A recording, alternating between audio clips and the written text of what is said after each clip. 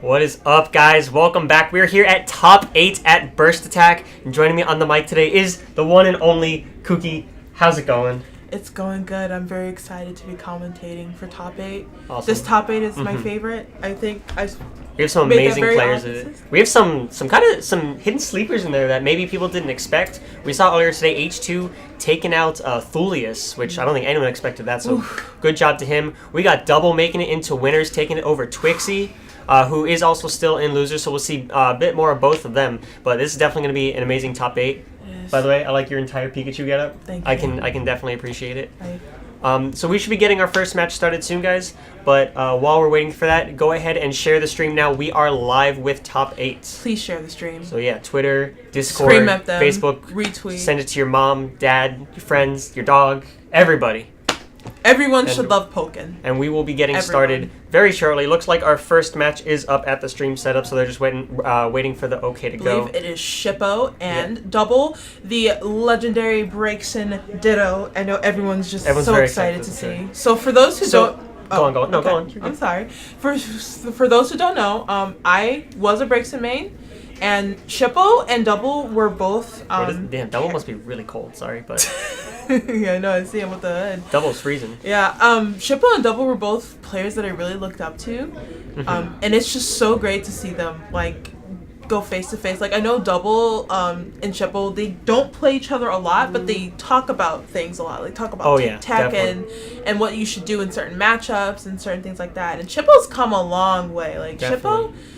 A lot of people sleeping on Shippo. I'm just gonna say that right now. Like, he's got some good been wins improving under his belt. so much, and I'm just so happy for him. And you mentioned, these two do talk a lot about matchups and things. But Shippo brought up earlier, we actually haven't ever had a very high level Breakson versus high level Breakson matchup before. Yeah. So this is especially in NA. Yeah, exactly. Yeah. So even though Pokkén's definitely been out for a while at this point, but we're still, this is still going to be a first for us. So I'm definitely looking forward to seeing how this plays out. You being a former Breakson main will probably have a lot of insight into this matchup.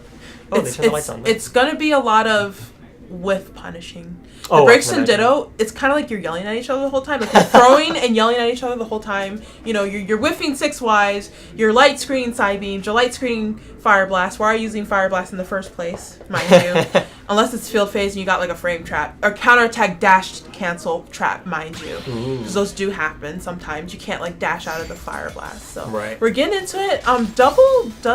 Double's a tried and true Breakson main, but I do know both of these characters do have other characters. I'm pretty sure they both have, Shippo's been working on the Decidueye. He has like on the side, but I'm pretty sure they're both, that's their character they're going to stick with. Oh, yeah. A lot of this is actually going to come down to which support they pick. As you guys do know, Breakson can support cancel. So when she inputs a move, she can press the support button and that will go into a combo.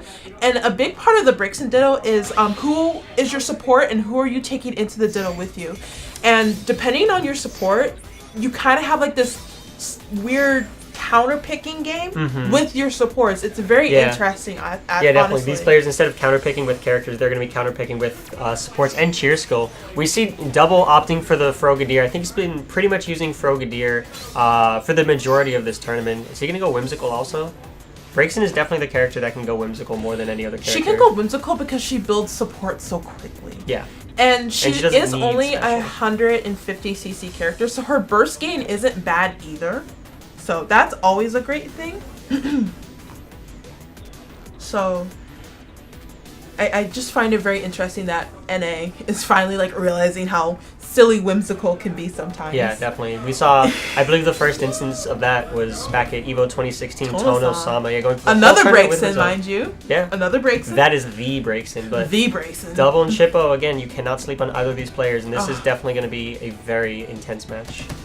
They both have, obviously such great zoning and anti-zoning tools. So the mind games are going to be real. The bait and punish is going to be real. The support counter pick is definitely going to be real. My chest right now is exploding a little bit. Just seeing the two on the screen. I'm like, oh, who got green Breakson? That's the true counter pick is green Breakson. Gotcha. If you guys did not know. I think Shippo's got the green Breakson. But I know Double prefers purple Breakson. Okay, Double's not getting anything from Whimsical, but he is picking Frogadier, which is a good choice. And Shippo picked Farfetch. So from my personal experience, these are both very good supports to use in the Ditto.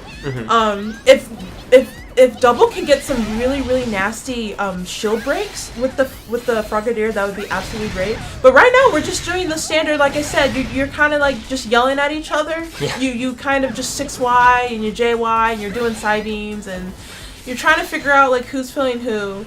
Alright, there's our first support cancel. Yeah, it's really cool double drop shield. overextends first, and I don't know why double drop shield for Farfetch, but that's okay. Yeah, he didn't take too much from it, so no big deal. Nice side beam going through. Okay, so JYs and another thing to and the light screen. Yeah, another thing to take special care of is that any breaks-in that is enhanced in this matchup automatically has advantage. Oh, absolutely. In some way or another. Like it's not like a major advantage. Like it's not, you know, matchup change. Like, oh, you're gonna win the round because you're enhanced. But you do have that standard. Okay, I'm in neutral. If you throw out side beam and I throw out side beam, I'm going to win. That was a great a good flame JA charge right there. Yeah. From Double, and he's going to take that first round. Alright, ooh, and Double getting full support. He's got full meter as well. Getting that Frogadier stopping the side beam. He's going to get the 6Y and the Frogadier pressure. That was very good to throw out because Frogadier is a fast charge and breaks and builds support very quickly. He's going to get 2 sunny days off of this and an attack up, and that is going to put him at advantage. Look at that, Frogadier's already almost charged. Shippo going for a questionable sunny day himself, but going for a delay side beam, that is also very unsafe at mid-range. Yeah, Shippo probably but just that trying is to a keep good up. back end. Shippo probably trying to keep up with these sunny day charges, but he's starting to bring it back. He's in rage, so he can definitely do a ton of damage right popping now. Frogadier for burst. That's I very like that. smart. Yeah. Get some good pressure. Look at that pressure. It's beautiful. And is that going to not be enough? Not Shippo living enough. with 18 health now. But he has rage, and that can also be very dangerous. Oh, absolutely. But another thing you have to be careful of. See that there it is. the whiff And I was punish. about to get right into that. You cannot whiff punish in this Ditto. If you both have burst. Or you cannot whiff in this Ditto. Or not like in general. Yeah, you cannot whiff in this Ditto. Because you will get whiff punished. Yeah, you will get whiff punished. As we saw Double right there. Yeah. I was just about to say it didn't happen. So it was pretty good example of what we were saying. Yeah. Because that's a Double. We have a mic feed going straight into Double's ear. That's what you see on the camera right there. So that's why he did that. No, not really. But yeah, Double's gonna take game 1. So what kind of adjustments do you think Shippo's gonna have to make? Shippo needs to not overextend. He overextended with his boomerang. He Right, overextended several times with his side beams. Yeah, no luck with the whimsical. Yeah, no whimsical like whatsoever today. So, but you definitely, this is just, again, it's a matchup where you're both very even, so you can't overextend. And like that's Pokkén in general. Like you don't want to overextend, but when you're especially playing in the Ditto. Yeah, exactly. When you're playing a character that has the same exact tool set as you, you can't be in your boomerang range and not fear your opponent's boomerang. Exactly. Ooh, nice damage. Very good damage. Good O-key. For those who don't know, fire spin O-key. Oh, he tries to jump out. It was a pressure sub that could have led probably into one, but gets the damage. Double's not going to that, but Shippo's going to have advantage because Farfetch is just great. Yeah. In general, Farfetch is so great. It's so good for winning, and just in general, like you said, yeah, so good for just winning field phases. That was a nice grab from Shippo. Very good grab. He's gonna get attack up from this. Beautiful. He gets a little bit of Farfetch back. Shippo has the They can punish that. Yep, very nice. Burst advantage as well, so he's gonna go burst right here, right now. These charges are gonna clash. Shippo oddly not punishing that flame charge and whiffing his own flame charge and Double not punishing. That was really nice. I think that was really nice patience from Double though. He didn't get baited into trying to punish the original JR. Yeah. Oh, or J. No, the JR. Oh yeah. Because Shippo tried to bait that. You're right. My fault. No worries. So now Double has his burst. Shippo's all out. This is going to be a lot of chip damage. Looking for a shield break. That should be a punish. There it is. See, there it is. Shippo had overextended once again. You can't dash in front of that and expect not to get flamethrowered. Definitely. Okay. And Double definitely had that scouted. He knew Shippo was going to be afraid of the shield break. He had to pick some sort of option. So that was a very good reaction. Good 2Y. That's a good 2Y into Farfetch. That's a wall carry. There you go. You're at the wall. Okay. He missed his flame charge cancel, but he's at the wall. It's okay. Right. But that dash back in this matchup, as you guys have been seeing, can be punished by boomerang. So you have to be careful. So here we go, Frogadier into 2X. It's not a real combo, but see, like right there. Yep, saved him from the grab. It saved you. It really does. Like Shippo didn't get advantage even though he broke the grab. So Frogadier very good for that. Double just saying he's gonna 8X in his face, like get out of my face. Don't do that. Ooh, tried to call out a jump. Going to go into Farfetch, that's questionable. I would rather he do Farfetch into like a 5X or anything like that, but that's okay. He wanted the wall carry, and that's not a bad thing. That's going to give him burst. That was really good from Shippo. He did the 5X very meaty so that the 4X did not punish him. Good block on the burst. Block. Oh, good that's a punish. Burst punish. See, again, guys, in this mirror, you don't overextend. No, yeah. Ever. Do not push buttons. You cannot push a button because you will get blown up. It's just literally blown up. Literally blown up into fireworks. Yep, firecrackers. Okay. Just beautiful fireworks. Okay, so round 3, game 2. So Shippo's switching to Electrode for this round. He has Electrode, which is not a bad choice. If you know how to use Electrode, I think Electrode is very... Frame perfect boomerangs. Let's go. Trade. Beautiful. No, beautiful trade. Okay. We got some DBZ going on in here. Shippo's going to win that. Shippo's going to win that dual phase. Okay. Good Oki. Alright, yes, a lot of pressure. For those who don't know, Fire Spin Oki is one of the best Okis in the game. You really can't do much about Fire Spin Oki. Shippo's really just getting in there, doing a really good job with pressure, but he did place that Fire Spin a little too far away, and he's gonna get punished for that. But this Electrode might get punished. Yep. Yeah, it was a bait. Double placed that absolutely perfectly. For a second, I thought that Electrode was gonna actually hit double out his burst attack. 1.1, it would have knocked Braixen out of it. But but this is DX, and we're not in the dark days anymore. Okay? I miss those. We're good. So those were good days. Anyways, horrible days. I guess Pokkén 1.1 on Wii U, horrible days. Okay. Ooh, not gonna get a grab like that. Good break. Okay, now he has burst advantage. He's gonna go straight into it. Also, okay, he's gonna get hit out of his flame charge by 8X. He is going to get the Fire Spin Oki. Let's see how much double overextends. Okay, there it is. Oh no, he's gonna go over. He's gonna go over. I know how this works, and he's gonna get punished for it probably. That was really nice. Not gonna kill yet though. This is anyone's game. Here we go. Keep in mind though, double is on set point. Shippo needs to win another. Oh no, but double's gonna Shippo got too antsy. Too antsy, he went for homing, and you get JX for that. So very good game. Double really showing the knowledge of his character. The next up, actually, from this match will be Sir Spud and Toasty. Yeah, that's next side of quarters. That's gonna be a great match. But real quick, back to the double Shippo match. Definitely, Shippo was making some really nice adjustments.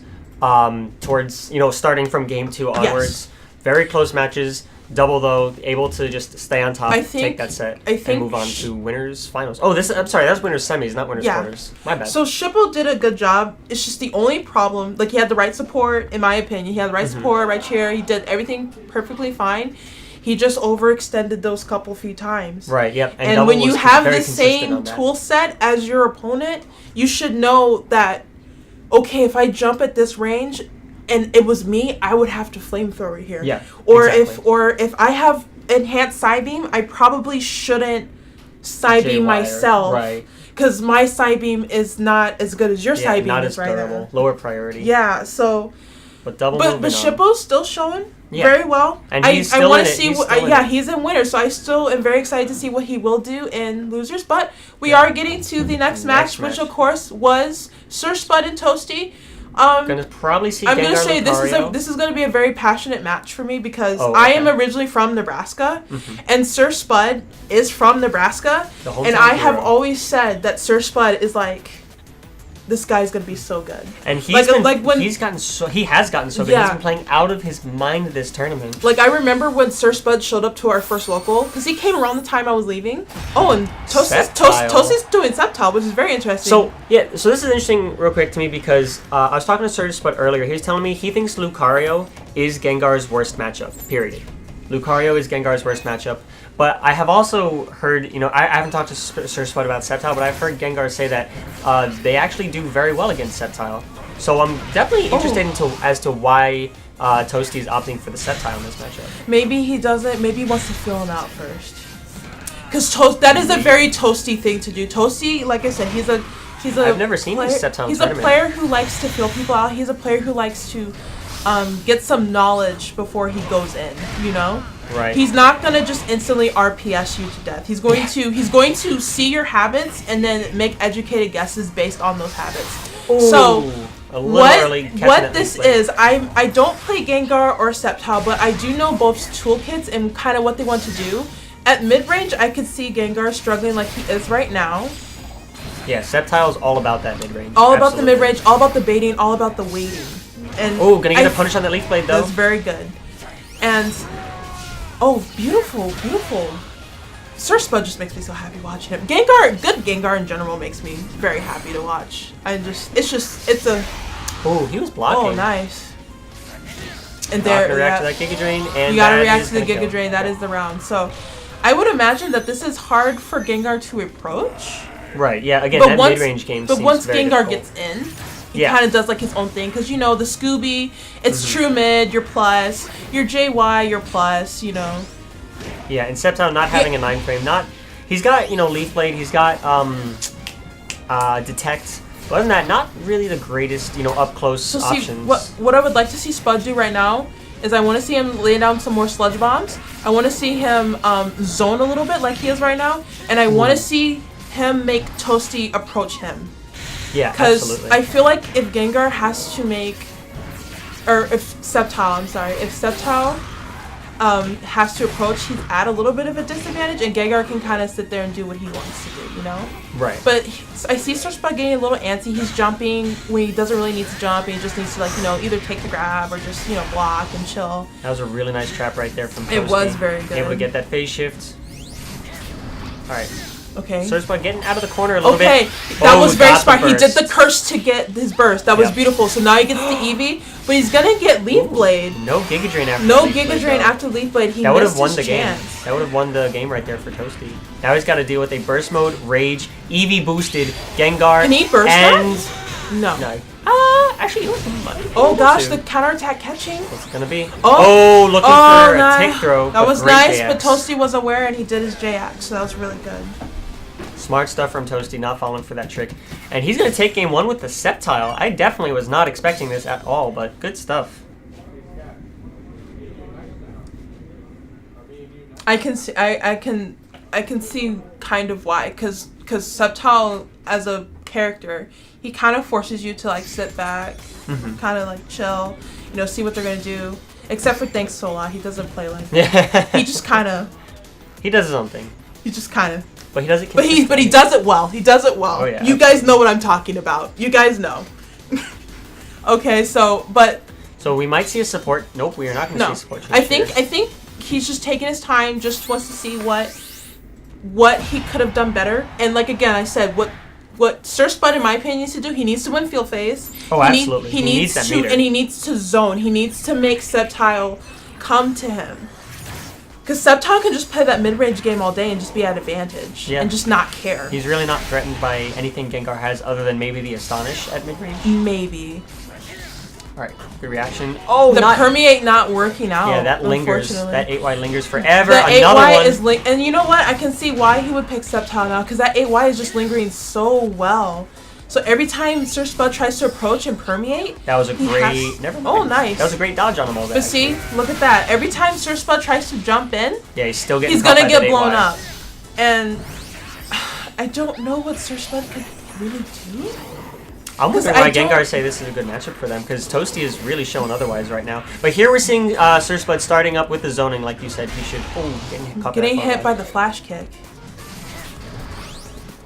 I just want to see Spud zone just a little bit.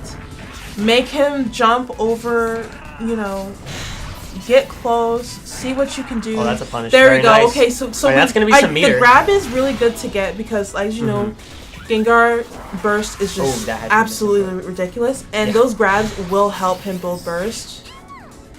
He's going to get punished because the ghost types dashes are a little slower. They have more iframes, but they are more punishable.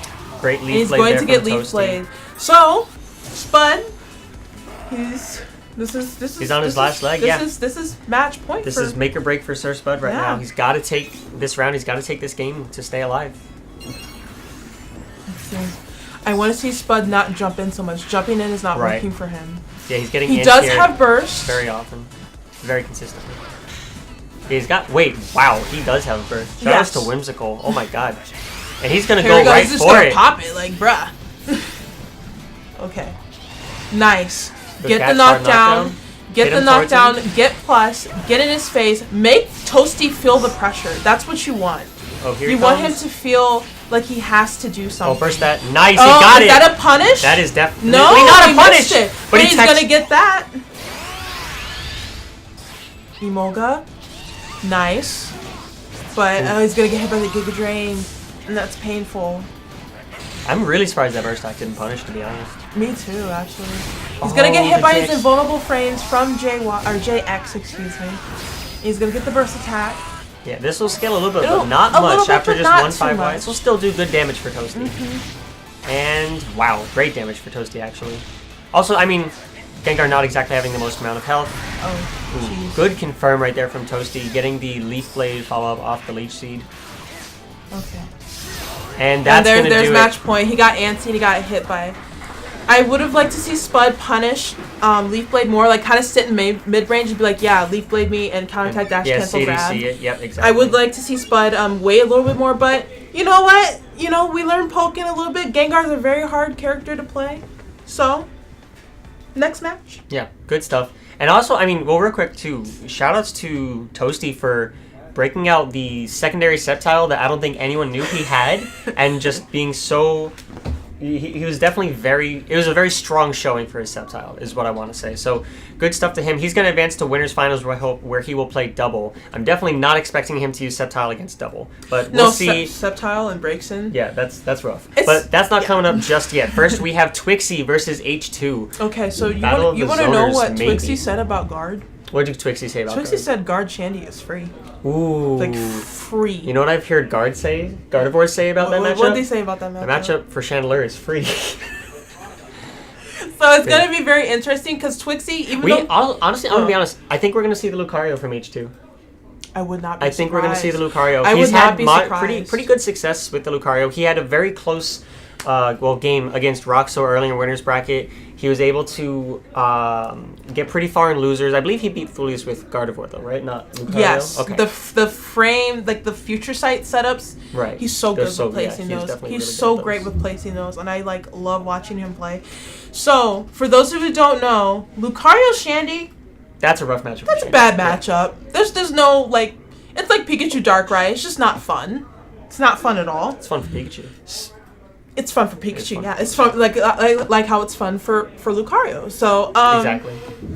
But Twixie, even though he is a tried and true Chandelure main, Twixie's more, in my opinion, a player versus player.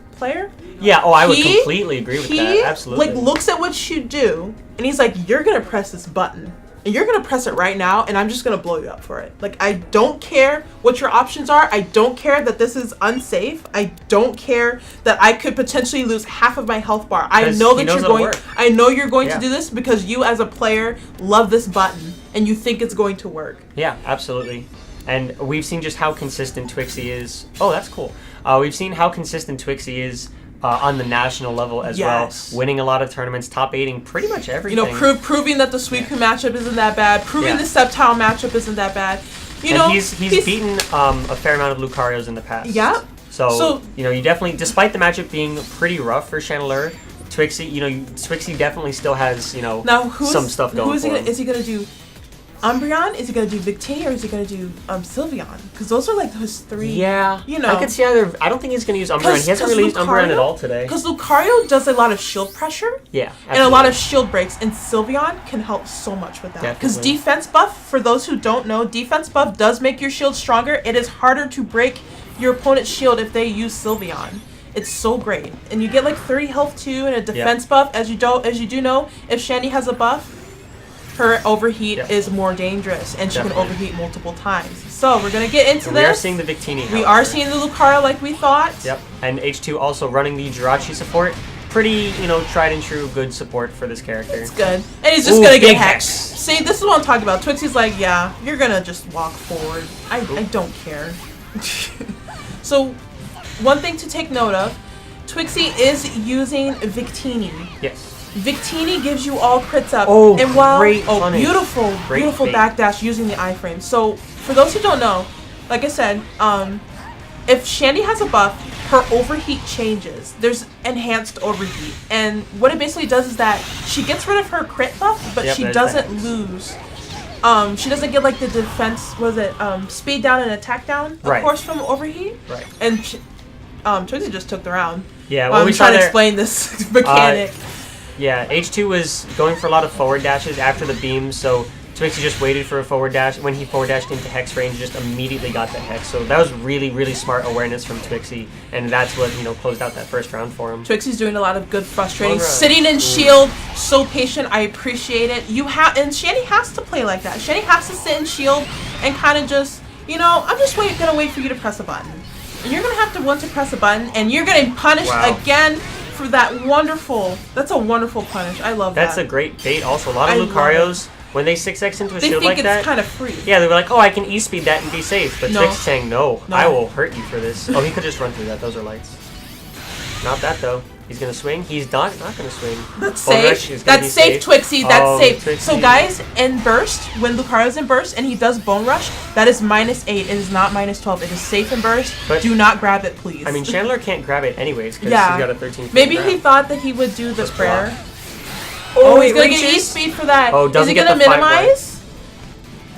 Okay, 8x. Counterattack dash cancel. 8x again into the pendulum swing. Can we get an 8Y? Oh, we're gonna get the burst, so we're gonna get some chip. A little bit of chip. And that's really nice patience from H2 right there. Very nice patience. Very good awareness. Gotta be careful. Nice overheat. That's a crit. That's enhanced. You're dead. Oh, absolutely. And rage. That was a little bit of everything. So you're just gonna get like all the nasty damage with that. So, like again, Twixie, a very player versus player. Yeah. Player. He knows exactly. Very redundant, but he's able to kind of tell exactly what his opponent wants to do and respond to it perfectly. Like, I don't think you guys realize how bad Lucario Shandy is. And Twixie just made that look like it was like even. Like it was like, oh, this matchup's fine. I don't care about it. It's fine. And it looks like we're gonna see the Gardevoir come out from H2 gosh. now. Okay, so what did Twixie say about Guard again? I think he said that this matchup was free. Free. Free. Free. Okay. So let's see how free it is. Maybe H2's got something to say about that. Who knows? To be fair, I think him going Lucario instead of Gardevoir game 1 kind of says something about it, but we'll definitely see how his Gardevoir fares. Right now, he's kind of deciding what support he wants to go. I've actually seen him. I've seen him using Litten a bit.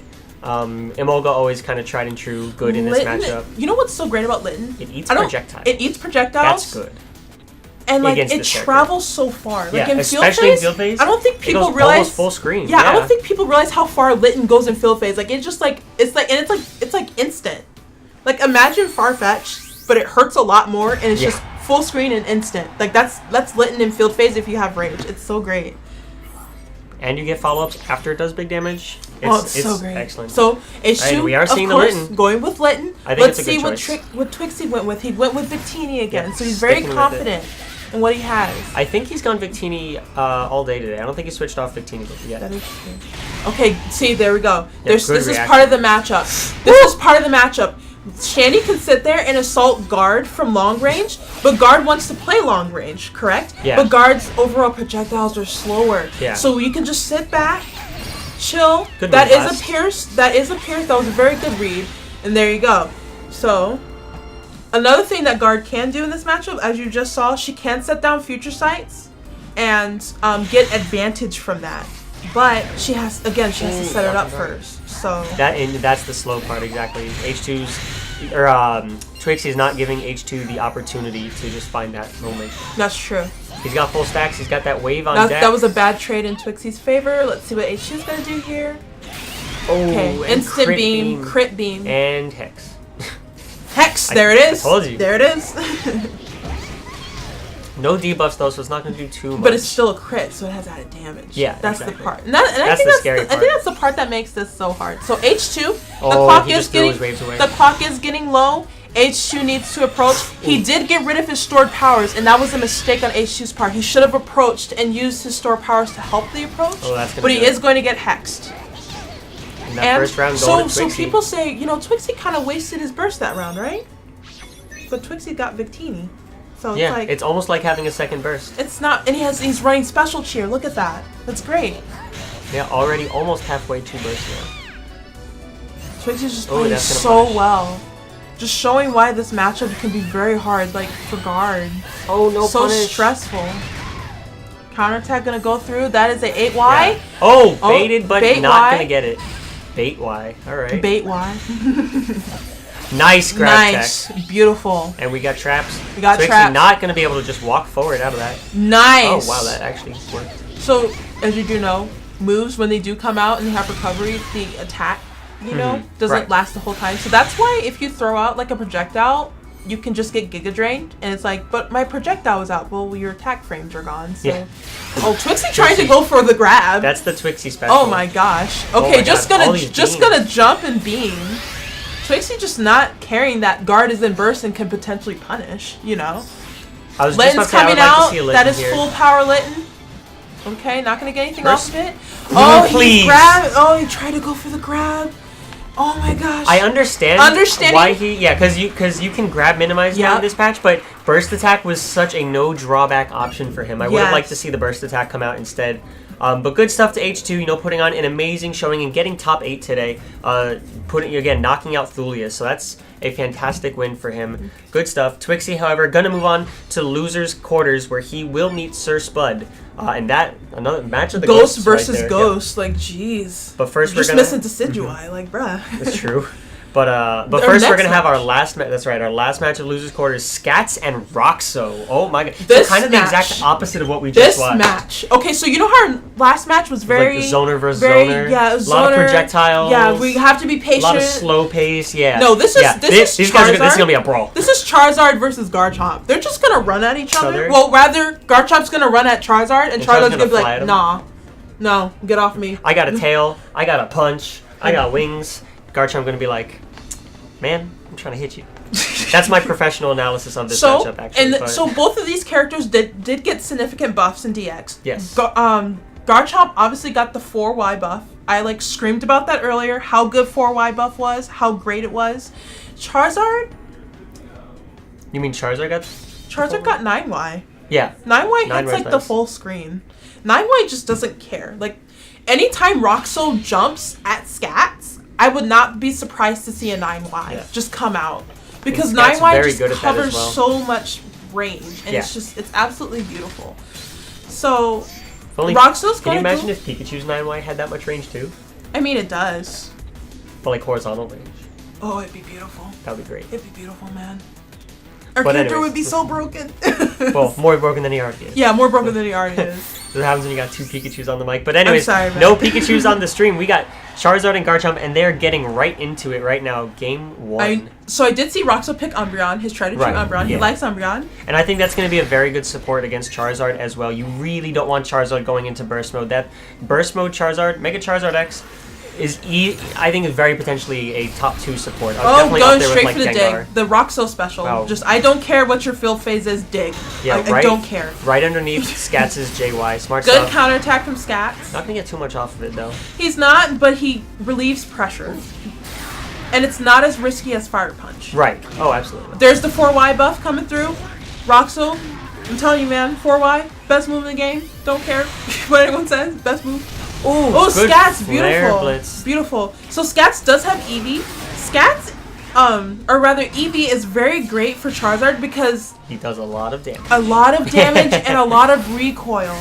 That's true. Oh, that's a grab punch, but it wasn't a true grab punch. Scats was a little late slow. on that. And I'm surprised that Roxo didn't throw out his own push a button afterwards. Yeah, like his own grab crush. Just in case if he mistimed his grab. So we got Mega Charizard though. And as you know, Umbreon. Mega Charizard, when he goes up to fly, you can't press a button, like at all. Yeah. Oh, but Roxo finding his way out though and actually taking the round over the Mega Charizard X, and even after he lost his Umbreon. Scats didn't pop Eevee, and I don't know how to feel about that. I feel like he should have popped Eevee. Yeah, maybe thinking he didn't quite need it, but give him a second to think like, okay, it's Mega Charizard and he has attack up. I probably should be careful. That is a very risky grab. I don't agree with that. You need to condition a little more before you go up and straight up grab something like that. And Roxo got a lot off of it too. He got 1/3 or 1/4 of his health. Fire Punch coming through though. Yeah, nice Fire Punch. Umbreon's still online, but not gonna need it just yet. Probably gonna go for it here. 4Y coming through again. Umbreon to take away the burst. Let's see what's gonna happen here. We're gonna go Sand Tomb. You're getting Garchomp. blender now. We're in the blender. Going for the reset though. That's very not much. That's not like that's Roxo. Not Roxo. He'll go for the optimals, but I guess he wanted that extra damage. He did not want to give Scats a chance to bring it back, as he's actually going to crit. Beautiful crit him combo. Out of Beautiful combo. He did the earthquake cancel, but he's missing his meaty homing, and he's getting grabbed for that. Scats, what are you doing? All right, Roxo now has his burst. So I'm surprised Scats hasn't popped Eevee yet, but I can see why. He's just waiting a little bit. Get the optimal. I see you, Scats. Get the optimal. He's still going. Beautiful. That combo lasted forever. Beautiful. So beautiful. I'm willing to bet. Oh, is he gonna get hit by that? Yeah, he did. No. Oh, he's over it. Oh my god. Over. Charizard coming through. The bait, catching the dive kick. Oh, and the counter. Scats gets it. Beautiful. So Charizard's counter is multi-hit, so it can hit the invulnerable frames of other counter attacks. Right. So even though Scats lets go of his counter attack early, it might beat Roxo's even though he's holding on to it.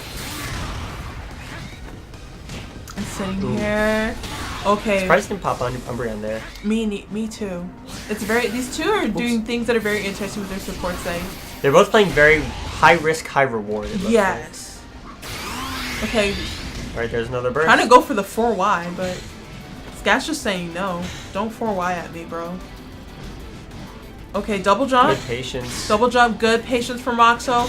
He's being very, very smart. See, that was very smart. Very good. Very good Umbreon to snuff out that burst. Gets the Stone Edge. Gets a nice conversion off of it as well. And just like that, Roxo bringing it back. Good grab. Nice. Good pressure. He's plus in that situation. Go for the grab. Let's go. Okay, so look at Scats. He just isn't really caring what Roxo's doing right now. He's chilling. He's good just fire chilling. punch. He's like waiting for you to come to me, bro. Like I just want to see you actually come at me. So Roxo just going to wake up grab. Wake up grab is the new meta, I guess. Oh no. Going to pop burst. Alright, but Scats has Eevee ready. Eevee, so he has his lights accessible to him. Attack up does give you access to lights. Ooh, that's gonna be plus Roxo because needs of the charge. to force the situation here. He needs There's to a second left, and there it is. He's gonna take it. Good. Wow. That was a good Dragon Claw, and he backed up as soon as he got that Dragon Claw because he's like, I'm at advantage. I have more health. You need to come to me to win this round. Beautiful. And for those who don't know, Garchomp's burst attack does have red armor. Yes. So I could understand why Scats didn't want to go in, because if he throws something, he just gets the red armor and Roxo just bursts right in his face, you know? Yeah. Garchomp definitely having one of the most difficult burst attacks to stuff out. Probably the most difficult one aside from the grabs. So this is how you beat red armor burst. You have to throw out a move that has 12 phase shift points, or at least something that will phase shift. Yeah. But you can't grab it. You can do a pierce. Yes. And that's about it. Red armor, it's really good. It's very punishable, but it has good qualities. So Scat's missing the Sand Tomb punish. And Roxo's just gonna go ahead and get the combo. That side switch. Very cute. Good. That JX was very risky. I'm very surprised Roxo went for that. Good counterattack. Pushing him towards the wall. So Scats right now is pushing. He was pushing Roxo to the wall. Good grab punish, but that is a good grab punish. Yeah, take the damage you can get. And Roxo's still at the wall in this field phase. If Scats takes this, no, he's got the Stone Edge. Now Scats against the wall. But he's got his burst. He's got He's got Eevee. Ooh, that was okay. Oh my gosh. That's Scats, a lot of damage. He has 7 health left, so let's see what he can do with this. That was a good bait and wait grab, because if he couldn't have guard canceled that because he had already done his guard cancel. Right, yeah. To see if he could break that. Very smart from Scats. Very beautiful. Very smart play. Both of these players are so smart with their play, and I appreciate it. Scats not aware that, the Dragon Rush, the screw attack as I like to call it, has no landing lag. Yeah, it's whatsoever. Really weird. You have to grab it on landing. Yeah, there's very little lag. But Scat's going Fire Punch. Scat's memeing right now with the Fire Punch. It's a good move. It's very good. It's just you have to be careful. But Scats is usually very smart with it. So let's see here. Okay, good. Oh, good. Nice pickup. Nice. Great pickup. Yeah, big damage. I think Scats is waiting for Roxo to burst to pop that Eevee, but Garchomp, his homie has multiple hits, and sometimes you can't counter it. Yeah. Okay. Sad so, boys. all right. Okay. That is a burst attack, and that is the round. It was just the very tip, and that's all you need.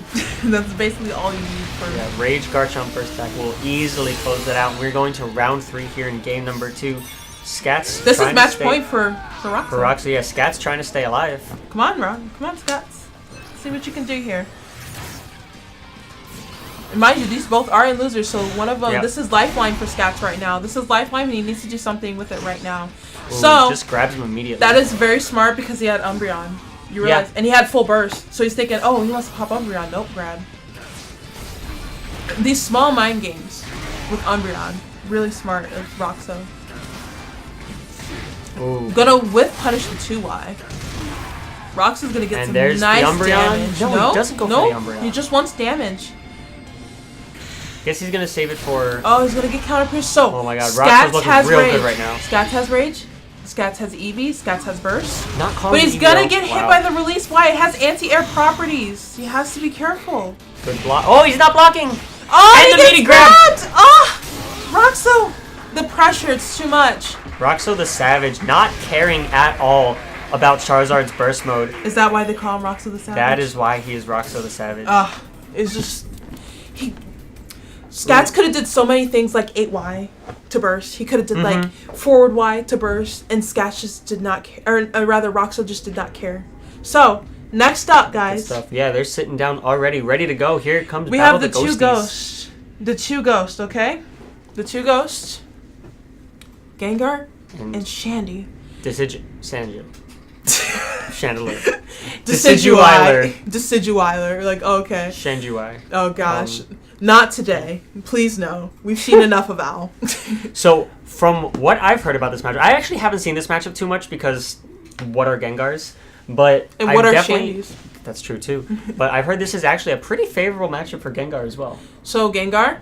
You know everyone's Gengar's homing. It avoids stuff that it goes underneath things. Everything. It avoids everything. Ooh, we're going to town. Oh, are we doing wireless battle? What is this? Okay. They need to do their daily challenge. Okay, we're not. Oh yeah. Whose daily challenge is that? You gotta do that, man. Come on now. You gotta get those points for your other Pokemon. You know, you know you don't play them, but you gotta give them some love too. Exactly. So, for those of you who don't know, it's a very weird matchup. Okay. Because both of these characters are very dynamic.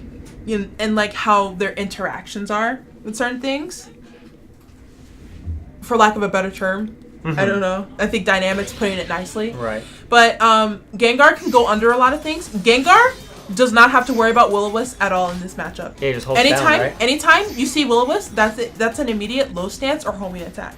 Right. You just don't care. Now, I'm sure Twixie's definitely going to be aware of this. He's definitely going to be trying to bait that out, maybe get some free hexes from that. So we'll see, how, and like you said, Twixie's a very player versus player type of player. So he's definitely going to pick up on what Sir Spud is going to want to be doing about these projectiles and react accordingly again. How Spud reacts or adapts to, how Twixie's playing is definitely going to be a huge factor in this matchup. Oh, wow. Twixie just tried to go up and grab. What is this? And what game are you playing, sir? This is not Street That's the true Twixie special. Wow, going for a hex. He just wants to grab him really badly. He just really wants to grab Sir Spud today. He just really wants to just do the Twixter things today, okay? Do the Twixter. The Twixter things, okay? Twixie is just... Wow, he's off to a great start. This is what I was talking about. Wow. This is what I was talking about. Twixie is a very... player versus player. He does not care. He just doesn't. He's like, you want to do this? Okay. Good 8Y. I really want to see the Eevee right now from Sir Spud. It would help him out a little bit. Give him that extra health that he needs. Right now, he can't dash under Smog, mind you. He's dead. Never mind. Yeah. He had Rage. Gengar with Rage plus Eevee can definitely do some damage. Sir Spud damage. needs to not jump in so much. If he could learn not to jump in so much, and that's kind of an issue he was having in his last match as well. So I really want to see him play a more grounded game. Especially because Chandelier's frame data is not the greatest, so you can definitely take advantage of that and just... See, he's jumping in again. And Twixie is so good at reacting. Okay, good. With 8Y. That was good. That was a good 6x right there. That was a good charge one. Good Scooby. but yeah, Twixie just gonna get through. See, there it is. Right there it is. You see it right underneath the Will-O-Wisp. Good Astonish. It's just not a move in this matchup. It really isn't. It's not a factor. Ooh. Oh, he mistimed that as well. He mistimed his homing, but that does go under as well. Field phase in this matchup should be very easy for Gengar, but Sir Spud having some problems. But again, that's just Twixie in general. Twixie knowing his character's weaknesses and working around that to do very weird things. Definitely. So good curse. Big damage. He needs to Eevee. Oh my god. Hex? He needs to Eevee right now. Eevee, Victini, they're both going to be back at 61 HP. And again, getting hit for jumping in. He can't jump in like that. You just can't. And I want to see him change that. Yeah, that's the biggest thing. I'm going to have some words for Spud later. All right, going into game 2. We know what adjustments Sir Spud needs to make. Now we just need to see him make them. Spud can do so many good things if he just takes the time to relax, realize that Twixie's looking to do player-specific things, and just try and play the matchup. Because if you try and play the matchup... And not be jumping like that. Yeah. Like, look at that. Ooh, alright, doesn't get the full combo, but gets a hard knockdown, which is almost just as good. I feel like Sir Spud is playing a little too afraid of Hex. You know, if you don't have any debuffs, it's really not that big of a deal. Yeah, that is true. It's like you take a good 80 damage, but it's not. 80. But you both don't have like a lot of health. So, oh, right. Oops. Trying to Shadow Ball when there's smog right in his face. I don't know why. Trying to jumping in, but Twixie isn't punishing for this time for that. Oh, this is very interesting. Ooh, gets the good JY. JY. And the OP. Nice, because that's a Pierce. Yep. That is a Pierce, so that goes through red armor, which is overheat.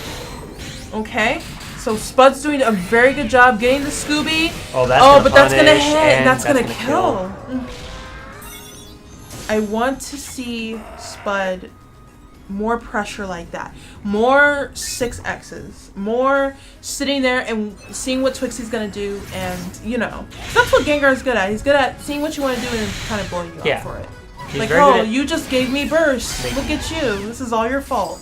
This is all your fault. I'm making Gengar now. That is beautiful. Wow. So, for those of you who don't know, in DX, if Gengar puts out a Shadow Ball and grabs, it's always a mix-up. So every time you see that charged Shadow Ball Oki, this is a mix-up right there. That's a mix-up that you have to, you know, be aware of. Oh, that's so rough right there. It used to be an unblockable, but like again, all those unblockables in DX are in 1.3 Pokkén. They are now mix-ups in DX. So something I'm beautiful homing. Something I'm noticing right now also, every time Sir Spud is getting caught for jumping in, he's also losing meter, and that's definitely gonna that's not gonna be good for him because Mega Gengar is something he really wants.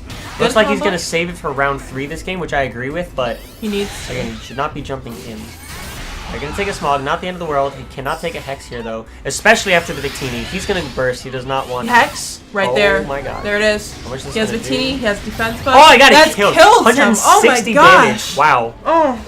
That again. And that ends Spud's run. Oh, great job. And that's so. Place. And it's sad to see Spud leave, but at the same time, he got 5th place. Yeah. And one of the most putting on an excellent show.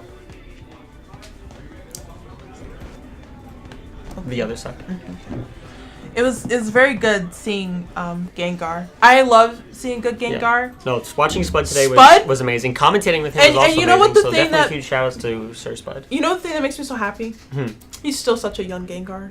He's so young. He's like a so fresh. Newly evolved Haunter. We just traded him back. We just traded him back. He was a Haunter, but we just traded him back. He's Gengar now, and he's learning. Like Spud is learning. Like It's amazing to see how he is from today compared to the first local I saw him in Nebraska. Yeah, always great to see. And he's just gonna get better if he continues how he keeps going. He's gonna be up there with Apollo and Satsune and all them. I believe it. Make us cry when they come over. Yeah. Who's Madluck?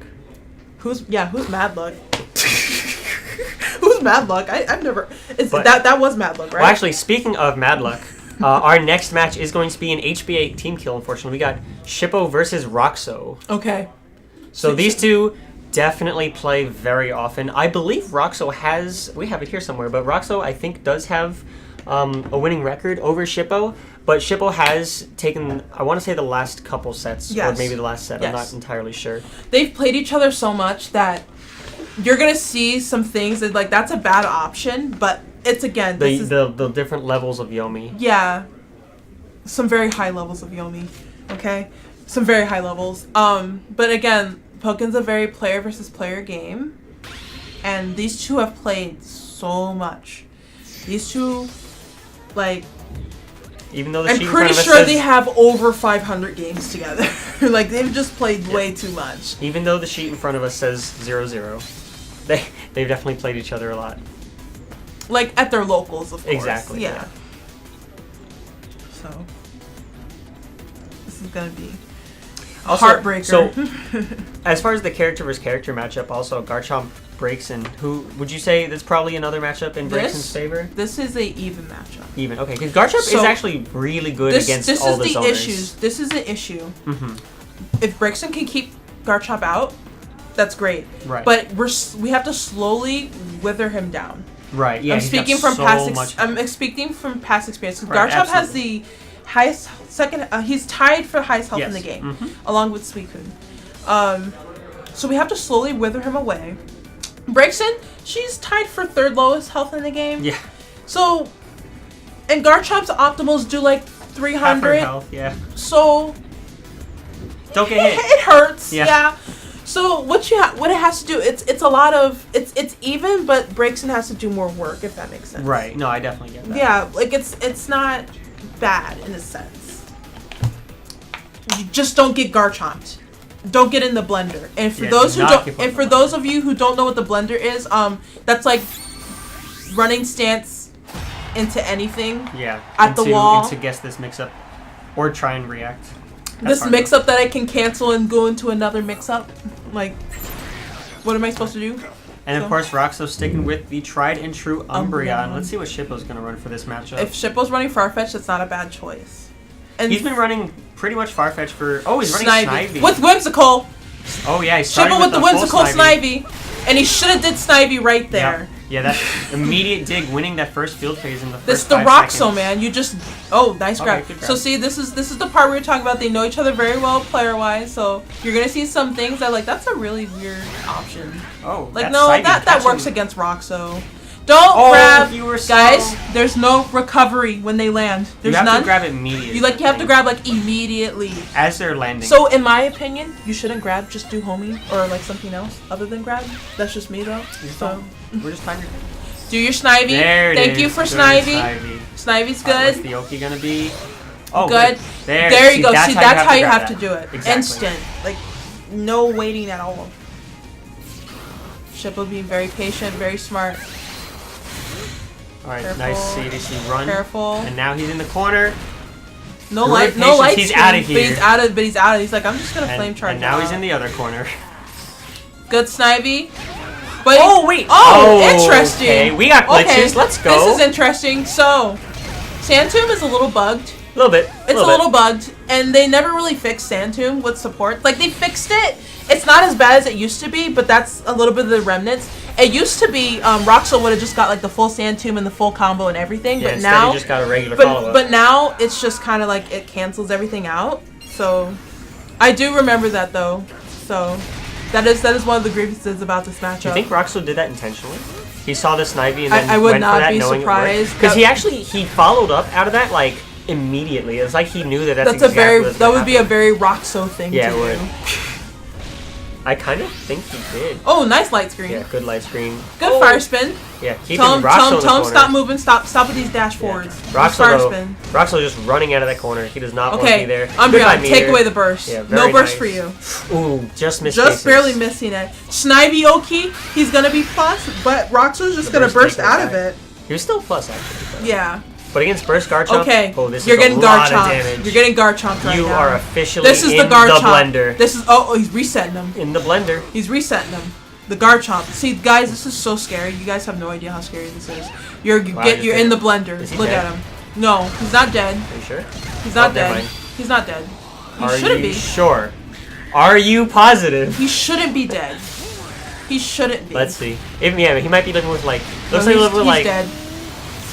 No, he's dead. All right. No, I saw it. Yeah, I saw it. Like, no, he's dead. I'm sorry, guys. I put you in the loop for that. I was lying to you. I'm not trying to lie. The commentary mix-up. Yeah, the commentary mix-up. Wow, so good stuff from Roxo, especially if that Snivy tech, that anti-Snivy tech was intentional. That's some homework right there. That's how you know he does his homework. But yeah, Samtoom is a little bugged with the supports, so.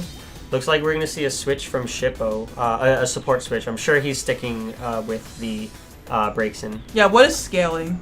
What is scaling for that combo, honestly? Scaling with Garchomp's burst attack? It doesn't happen. Does not exist. With Rage? Oh, yeah. Oh, especially, forget it. Doesn't forget happen. it. On the wall, too? Yeah. No scaling. Not at all. Not allowed. Garchomp's like, scaling? What's that? I got scales, Garchomp says. But scales on my body, not for my combos. Like, bro. Yeah, exactly. So, all right. Roxo's up one game. Let's see if Shippo. Let's see what the support is. Let's see if Shippo adapted. Because again, Breakson is very weird in that she can support counterpick. Okay? So that's a good thing about Breakson. We are going Farfetch. Farfetch is a very tried and true for Breakson. Good CDAC. Not bad. That is a good CDAC grab. So a lot of people are thinking, well, why didn't you just let the grab rip? Well, Breakson, we're all about support here with Breakson. He wanted that grab to get those 2 sunny days. Definitely. Very smart. Oh, that right there was a good example of these 2 players knowing each other. Shippo seeing the dig cancel and thinking, oh, that's a punish. No punish, though. All right, that'll be a good trade. Good Farfetch. Oh, didn't even trade, just beat it out. Nice. No, Farfetch with Breakson, you never really trade. You just kind of cry. You cry, yeah. No, if it's Farfetch Breakson, you just kind of cry. Good grab. We're going to get 2 attack up buffs and Farfetch. 1, 2. And let's see here. And here comes the chip. Here comes all the chip. Where's the Farfetched? Ooh. Oh, that's a perfect. Yes, Should've just got a perfect. That's a good adjustment. Let's go Farfetched. Oh, man. Shippo making these adjustments, knowing Roxo so well. Oh man. Okay, I don't agree with that boomerang. Yeah, pulling Garchomp closer. Yeah, pulling Garchomp towards you. You don't want Garchomp. So dangerous. Woo! Okay, yeah, and there's half your health. Guys, did I tell you that 4Y was a good move now? Did I tell you that 4Y was a really good move? Wow. Do you believe me yet? Pizza cutter. Please check that. Thank you. He teched it. Not going for the optimal, but that's okay. Shippo's been opting for that combo a lot, so I think so. Probably The optimal of that is that you just instant flamethrower, not boomerang. Oh, did he block in time? Nope. Oh. Take even more synergy away. That's a shield break. That was beautiful. He has to be careful because Garchomp does have a good J-Axe and a good jump. Great J-Axe. That's not it. Gonna kill. We're at 1 HP here though. Okay. Oh, no. And the JY takes it. Yeah, JY in this matchup is so good at mid-range. Like, that wins. Oh, absolutely. JY that wins. Like, as soon as Breakson starts to side Y, just JY, and it's like you get rid of everything. It's so great. It's something that Breakson has to be very careful about in field phase. Because you think field phase would be kind of free, but no. Yeah, that's... JY. Garchomp, especially against the zoners, really does have a very good field phase. Alright, so Shippo, 1 round to stay alive. Roxo, 1 round to take the set. That's going to be a punish. Good. Not going for the CDC grab that time, though. Oh, that's a grab. That's a grab. And now we're going to now we have 2 attack buffs, and wall splat, and more Farfetch. Look at that Farfetch bar. It's almost ready. Look at it. It's almost ready. Ding. He's like, I'm just waiting for you. Like, come on. Oh, this is boomerang. This is boomerang. He has his shield. He's down. Oh, that's a punish. Good bait. Excellent. You got rid of the Umbreon and you won field phase. That's beautiful. Nice. Wow. Nice. Brave. Good knowledge. Both of these players have such good knowledge about their characters. It's just making me so happy. Alright, good burst from Shippo. Good burst. Get him off you. Any sort of okay, but now you're kind of in the blender, so it's not that great. Ross is saying, get back in the corner. Please, Shippo. And something that is definitely really unfortunate about Breakson in this situation is her burst attack doesn't really have any pushback.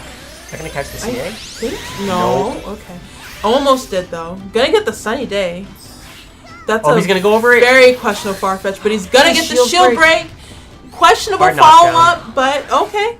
All right, slowly but surely, wearing him down. Wearing him down. So this is what Braixen wants to do. She wants to wear Garchomp down, but nice dig. 2 digs in a row. The Roxo special. And the homing attack's gonna take it. Roxo moves on, taking it 2-1 over Shippo, and he makes it to top 4. Roxo the Savage. Roxo the Savage. The Savage. Showing his consistency as well. Of course, shoutouts to Shippo making it all the way to losers quarters, getting 5th place. Unfortunately, had to be taken out by one of his boys, but I mean Shippo had a really good showing. That's the way it goes sometimes. Very good showing. I think, and it's so funny because Roxo, both of the games he's won, he's aggroed like crazy towards the end. 2 minutes. Okay. Okay, he's aggroed like crazy towards the end. Yeah, absolutely. And I don't think that the 2 people he was, facing against expected him to aggro so hard at the end like that. Well, so great take job. Notes, guys. Roxo's just gonna aggro really hard at the end. Great job to everyone that made top 4, guys. We're going to take a 2-minute break. Don't go anywhere. Share the stream, Facebook, Discord, Twitter. Of course, we will be back in 2 minutes, so hang tight. Peace.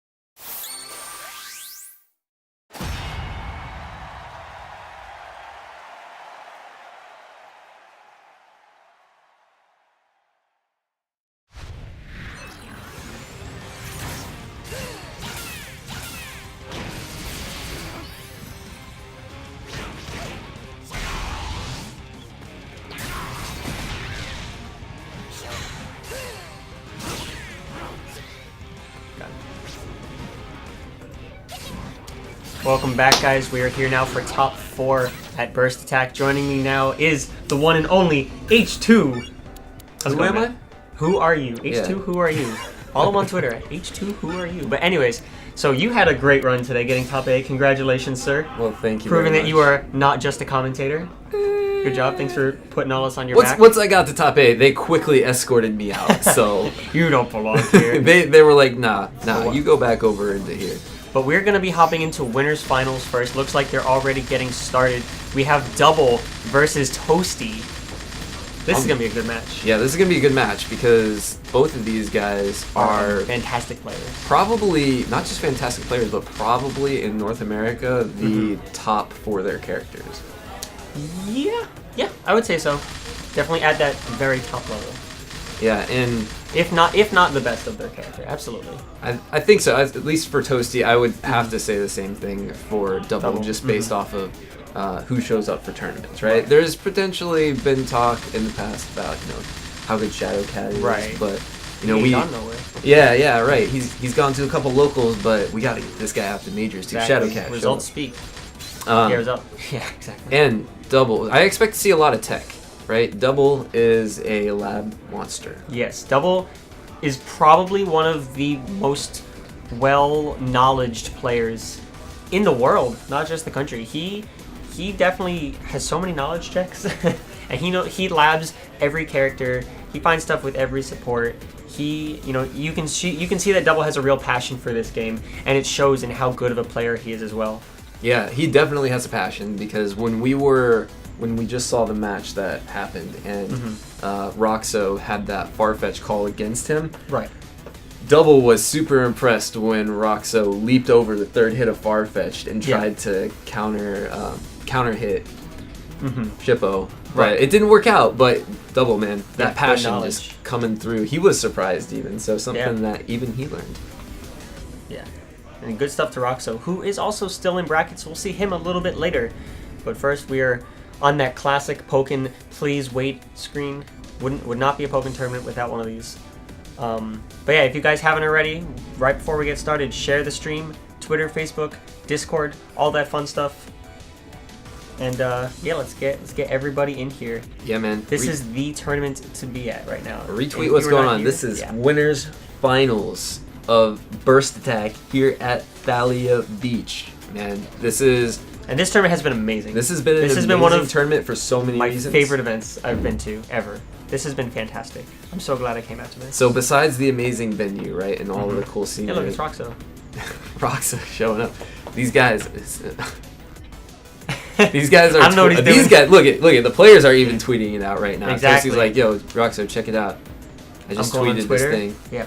Can you tell me? Twitch.tv/FangShaman. Yeah, he's see the problem right here. Is like, you misspelled it. You need the Y. It's a Y, not an E. He's trying to get advice. I'm trying to do his accent. It's hard.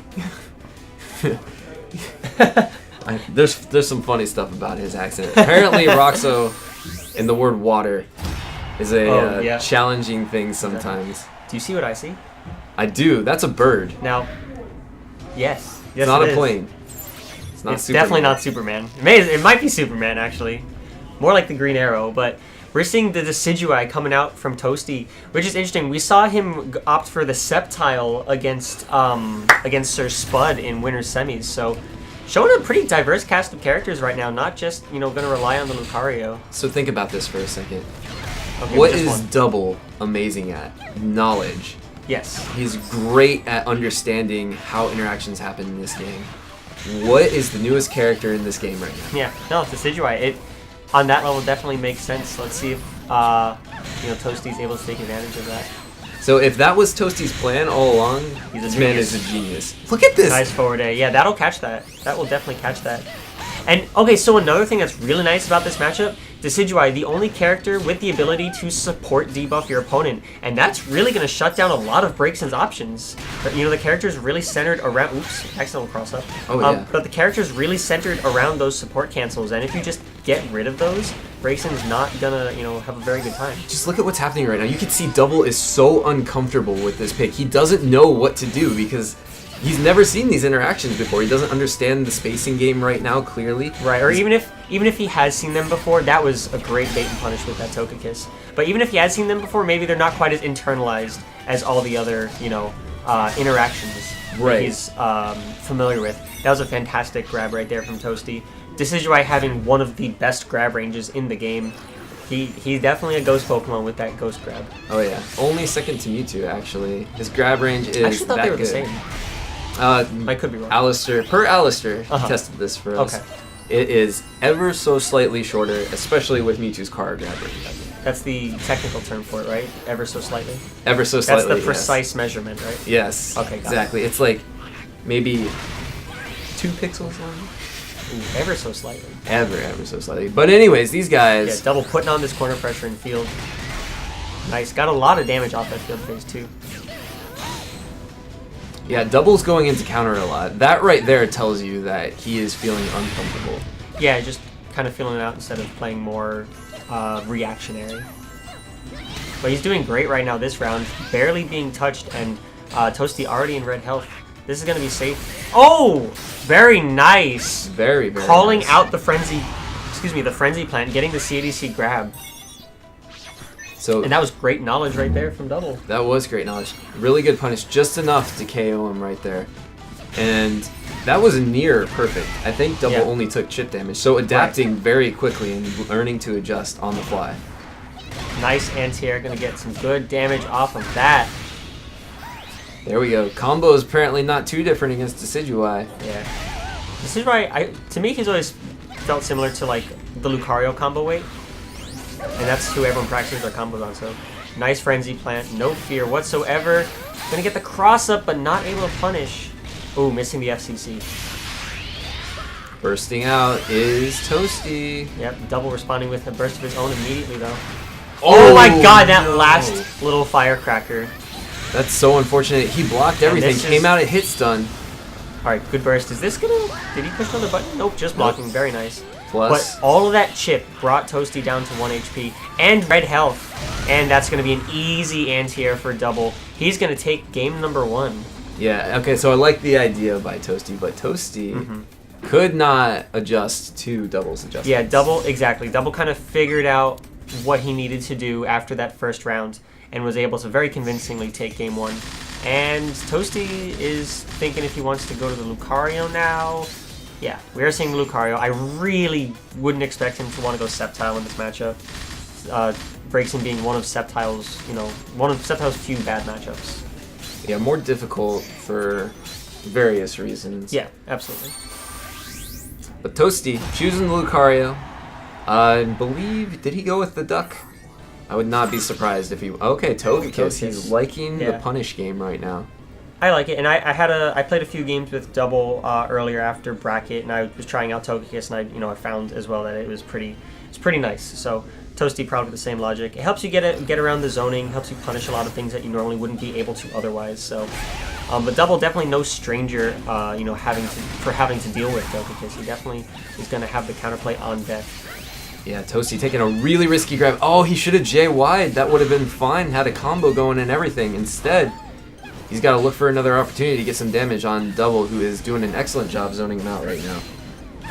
Great anti-air, and gets the conversion as well. And slam. Big damage. That other opportunity came right into his lap. He took full advantage of it there, taking over half of Double's health bar. Yeah, just for anti-airing an 8x. Support cancel on homing attack. Jumps out, very smart. Alright, gonna relieve himself of all of that pressure.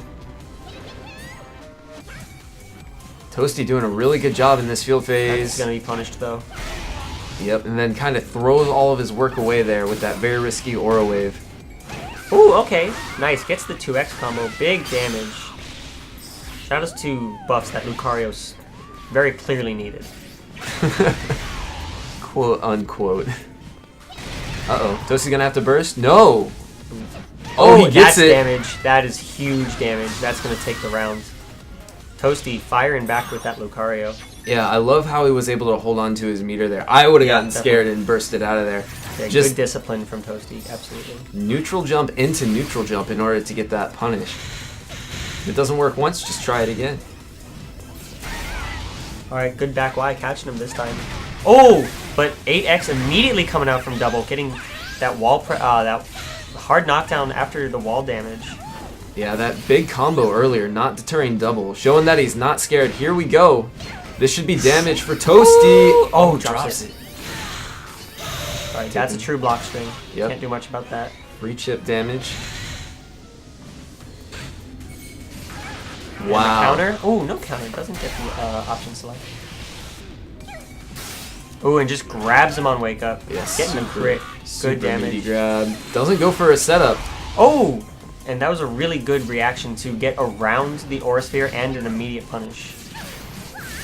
Wow, really good counter. job. Oh, he almost landed. He wanted to let him land when he got that crit, so that way he could have gone into a Bone Rush follow-up.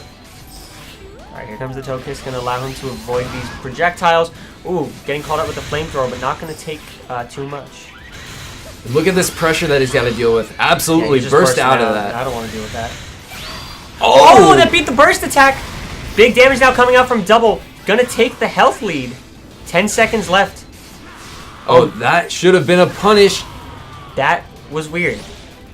That was an interesting way to end it. That Bone Rush looked like it didn't go very far. I don't know why. But double able to get the punish anyways and take that second round. Oh, trades. Favorable trade for Toasty. He gets a follow-up, even more damage, and wins field. He's ahead on meter. Look at all this pressure. Double just having to take it right now. Oh, good call out on the CADC. And another 8X. Double loves 8X. He was definitely blowing me up with those when we played earlier as well. Okay, And Toasty. it's such a good move, too. Clashing. Bone Rush gets the follow-up. Can he close it out? Oh! He didn't do the optimal. He tried to style, and he's going to give double a second chance because of it. Yeah, he's got to keep an eye on those synergy nuggets that are keeping on spawning. Okay, and just goes with a full homing attack to take it. That is the Toasty. I don't see anybody get away with that much as Toasty does. Wow. And the crowd outside is going crazy right now. Toasty's like, yeah, I shouldn't have done that. Toasty's like, alright, I might have messed up there, but it's okay. It worked out in the end. Double's like, man, I can't believe you got away with that. He got away with two things there. He got away with just straight up homing attack on block to close it out. And then, how are you going to try and style on this, man, and not finish it out? Come on, Exactly. Toasty. Alright, and we are evening the set count to 1-1. Yeah, Toasty showing you why he is as good as he is with Lucario. And those other characters, they may be proficient, but they're definitely not on the level of his Lucario yet. Yep, and Toasty ranks number 5, I believe, on the Pokkén Arena board's top 50 for a reason. Oh, nice back great dash. Does that look familiar from your games? That was, yeah, that was pretty good. So that's good counterplay coming out from double right there. Knowing that, you know, when Lucarios see that counter, they're going to try and cancel the E-speed every time. So, good punish. And again, like we were saying before, great knowledge from double as well. I like this. He's just getting meter. Toasty Yeah, being that high very stance. smart. And this is going to put him over the top. Unfortunately, he had to take damage for it, but burst active. Yeah, still has the health lead, and now he's got a big health lead. This is going to be a full damage burst attack. Yeah, actually, technically a little less since he caught him out of the air. You do take slightly less damage True. when you get hit out of the air for combos. That counter, I'm surprised that counter attack worked. Oh, grabs the E-speed. Toasty kind of known for that. Kind of known for that E-speed. Yeah, trying to swag on him earlier with it. Yep. Double was ready this time. Togekiss is on deck for whenever Double decides to go into burst. Counter. Nice, Oh. good back Y. And here we go. Here's the Togekiss. He knows that Double's going to want to burst. Yeah, getting it ready preemptively. Smart stuff. Does not want to take any chip damage. Oh! Wow. Wow. Blown up. You should have just taken the chip damage. That hurt. Life lead. He's gotta He be careful. can't get in time. 3 seconds yet, and that Frogadier should just close. Oh, No! oh, he got in! Toasty Alright. steals the round! That JY coming in clutch, going above the Psybeam and the Frogadier, getting the hit. I feel like Double could have even blocked that too, but maybe he just thought it was over. Oh, Toasty, this is unfortunate. Toasty got the forward Y confirmed, but only one of the hits hit confirmed. The other one just kind of flew over to the side. Oops. Now Double is caught up on meter slightly. Definitely starting to trail a little bit in health. Good reaction again. That's been so consistent for Double. The side beam, roll to the side beam when the Aura Sphere comes out. Those field phases are a huge deal. Double is right there in meter right now. Both players are going to be burst on burst. All right, that was really smart from Toasty. The boomerang bringing Toasty in towards Double, but using that as an opportunity to get a close range burst mode off, so he can just start applying immediate pressure. Can this be bursted? Yeah, I believe it can. That's free. Yeah. That is free. Frogadier, the first hits do not have hit stun. Right. So this, an errant decision on Double's part, is going to put him way behind right now. Yeah, a little bit of muscle memory. Oh, that bait was so good. Toasty, that bait was so good. Walking in, just baiting out any sort of option from Double, really, and then spacing himself appropriately so that he would be able to get an immediate punish thanks to that Togekiss. Yeah, Togekiss putting in work. This is top 4, and everything in top 4 is a 3 out of 5. So these guys are going to be going right back into it.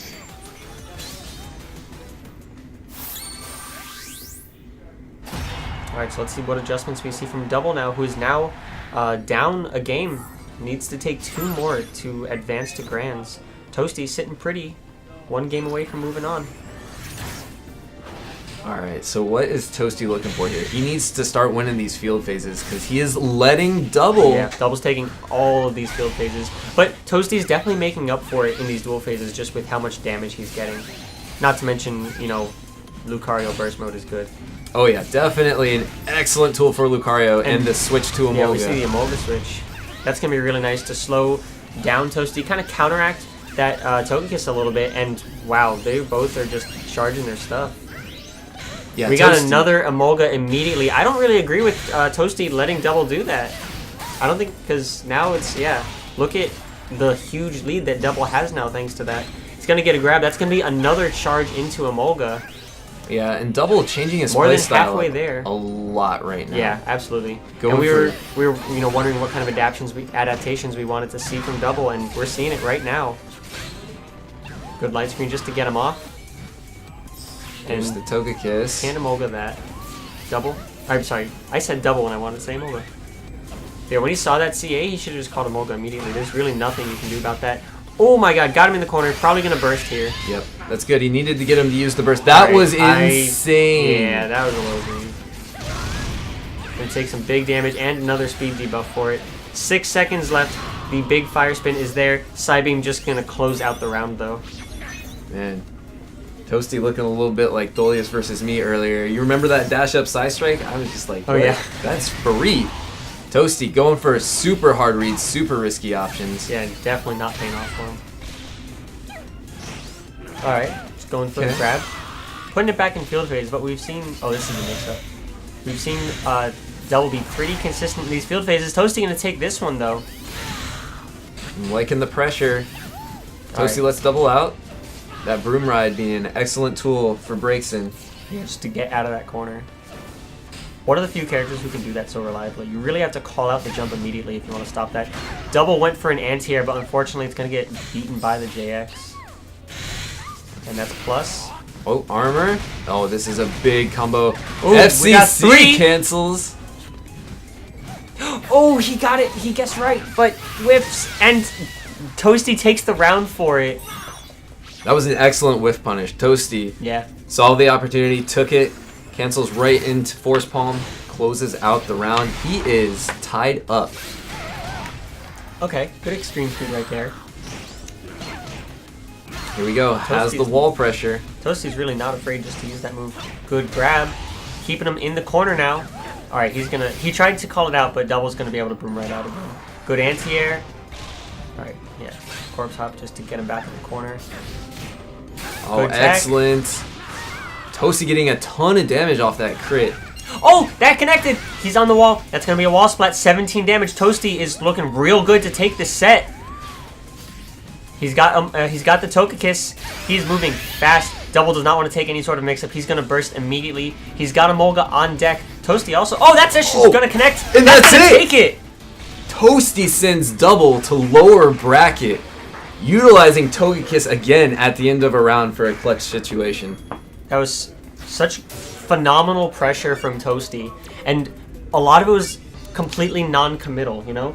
Toasty was able to bait any sort of response from double just by walking, and that's definitely the greatest strength of Togekiss. That's what makes Togekiss, so strong. And Toasty using that perfectly, that's gonna get him a one-way trip ticket to Grand Finals. Yeah, Togekiss, like you said, an excellent tool. You see a lot of top players running that support, like Alistair, Thulius, obviously. Thulius has been the he was the original OG Togekiss. OG Togekiss, absolutely. He was, yeah. And so, like you said, Toasty waiting in Grand Finals has the benefit now of that extra set to fall back on. Yeah, he can take a quick breather, kind of relax himself from what was a very intense set with double. Get to watch his opponents too, maybe pick up a few habits and tricks last minute. And the first people he is going to be watching is Twixie versus Roxo. This is quite the match. Okay, so there's some history here. Oh, absolutely. Go on. The history here is very one-sided. Yes. And it's that Roxo does not lose to Twixie. Yeah, he's currently 3-0 on Twixie at Majors. And so the question becomes, can Twixie overcome his only bracket demon? His bracket demon, yeah. Like who else does Twixie lose to, more than once? It's really just Roxo. I think it's just Roxo at this point. It was Suicune Master until very recently. DreamHack Denver, yeah. Yeah, DreamHack, he was able to take a set off of Suicune Master. But yeah, besides that, I think that's it. So we'll see. We'll see how it goes. I know, obviously, Roxo is going to be character loyalist. Yeah. Always goes with the Garchomp. And Garchomp Chandelure is also such a rough matchup for Chandelure, so he'll definitely be sticking with his guns. Twixie, though, if there's one thing you can say about Twixie, it's that he is definitely an extremely hard worker and very studious. If there's something that has been giving him trouble, you know he's been researching it, practicing against it, and finding a way around it. So we're going to finally see here today, right now, if Twixie, like you said, can use that information and that new knowledge to overcome his only bracket demon. And we're getting right into it. Emolga is the pick, an excellent support choice versus Chandelure. Already going to get a punish with that off that dig. But I think that's fine. I think Roxo's okay with that. Roxo wants to be in duel phase. He's more than willing to take a grab just to start his big damage pressure. Oh, the slide. Hitting Garchomp out of dig. Maybe that's one of the adjustments Twixie has found for this matchup. Alright, gonna catch him with the JY. Decent combo. Putting it back in field phase. He's got to be wary of these digs, though. That's a punish. Very nice. Into the Smog. Defense debuff. Are we going to see a Hex? No! Roxo also thinking that there's going to be a Hex. And Roxo, I was just going to say, rocking the Emolga, not even going Umbreon. Wow, the 2x. Ooh, where are you dashing? Big damage right now. Going for a reset. Getting the beam into the Hex. That's a crit, and that should be the first round. Yeah, dominant Twixie in that round. Just absolutely taking Roxo to the showers, man. Like, send him home already. Yeah, We're going to see if Roxo can dry off, though, and get back into it. Absolutely. All right, round 2 starting off pretty much the same way round 1 did. Oh, he gets the 4Y. This is going to be big damage. Oh, he drops it. Chandelure's that super lightweight, so you do have to adjust the timing on some of your combos against characters like, Chandelure, Gengar, and things like that. Yeah, characters like Suicune too, especially with those weird hurt boxes. Oh, goes under the 5Y. That jab just gets blown up. Alright, this is a very rough situation for Twixie. Luckily for him, he does have burst mode on deck, but he has a debuff. He is at 12 HP. This is scary. This is definitely scary. That 2Y is going to take it. 2X. I don't really see Roxo using 2X that much, so maybe this is a matchup-specific thing for him. Yeah, you'll see him do it versus Libre sometimes. You'll also see him do it versus Mewtwo because he does get that low profile. Right. That happens, and that's the only way that Garchomp gets that low profile. Dig, actually, technically being another way for him to do it. That is the lowest of profiles. Great charge X. Good anti-air right there. And that should be okay. Baits the overheat. Oh, puts himself in the corner.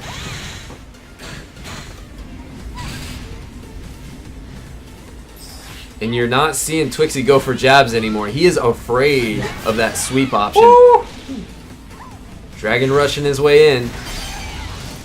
Corner pressure. Okay, this is big. If Roxo can keep him in there. But he's going to get hexed out of that run. Still has him in the corner. Emolga not going to be punished, but that's going to leave Roxo very plus. Oh, and he just misses with the CA. Oh, Roxo bursting, saying he wants to finish it right now, and it looks like, oh, that crit didn't launch him. Alright, Twixie going to burst here. This is such a scary situation for Twixie. He's going to guess right with the 2Y. Oh, misses the second beam. He could have charged that up. Is there a Hex incoming? Roxo seems to feel like there is. 10 seconds left. Twixie has the life lead. There it is. That should be a whip punish. Alright. Well, it doesn't get caught Chip by the damage. Oh! Twixie gets blocked. out! Wow. And Twixie barely escaping with his life from that situation. Yeah, Twixie most fortunate there. Roxo had a couple opportunities. Usually you'll see Roxo charging that release X, right? So when Twixie was just sitting up there in the air, tantalizing, I'm surprised that Roxo wasn't ready to jump on that. Yeah, Twixie was definitely just a sitting duck in that situation. But the other thing, if you don't have it procced and ready, you can't exactly, get that on deck quick enough sometimes. Well, that was a weird interaction. And Twixie, not going to shift. Okay, wants to keep him in field phase. Right, makes sense. Good smog. Has the defensive, but that's a punish. And that's a big punish. This is going to hurt a lot, assuming Roxo doesn't drop this, which he will not. And half of Chandler's HP is gone. Roxo trying to get another hard read there. Maybe thinking the Will-O-Wisp was going to come out. Yep, easy Emolga right there.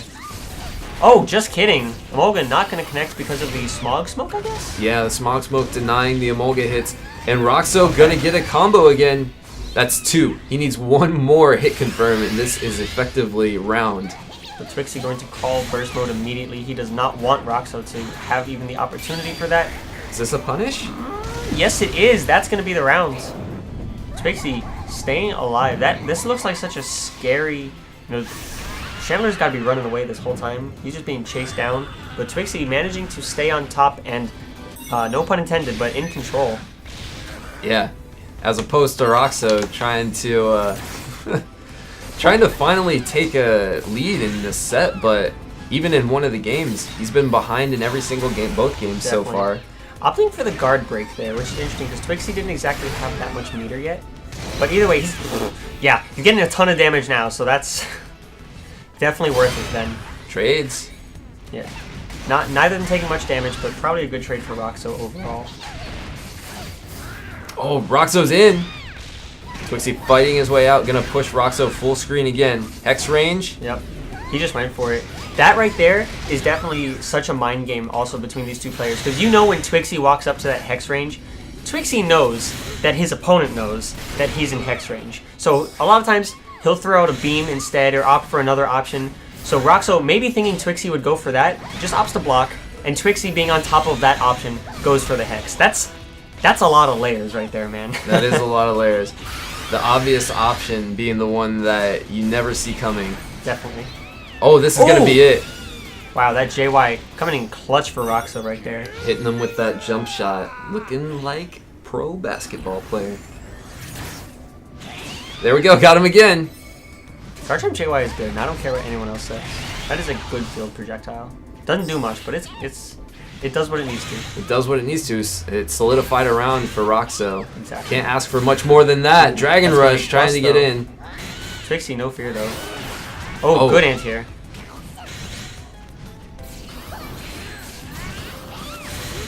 Roxo's in. He's got the corner dig. Easy punish. Yeah.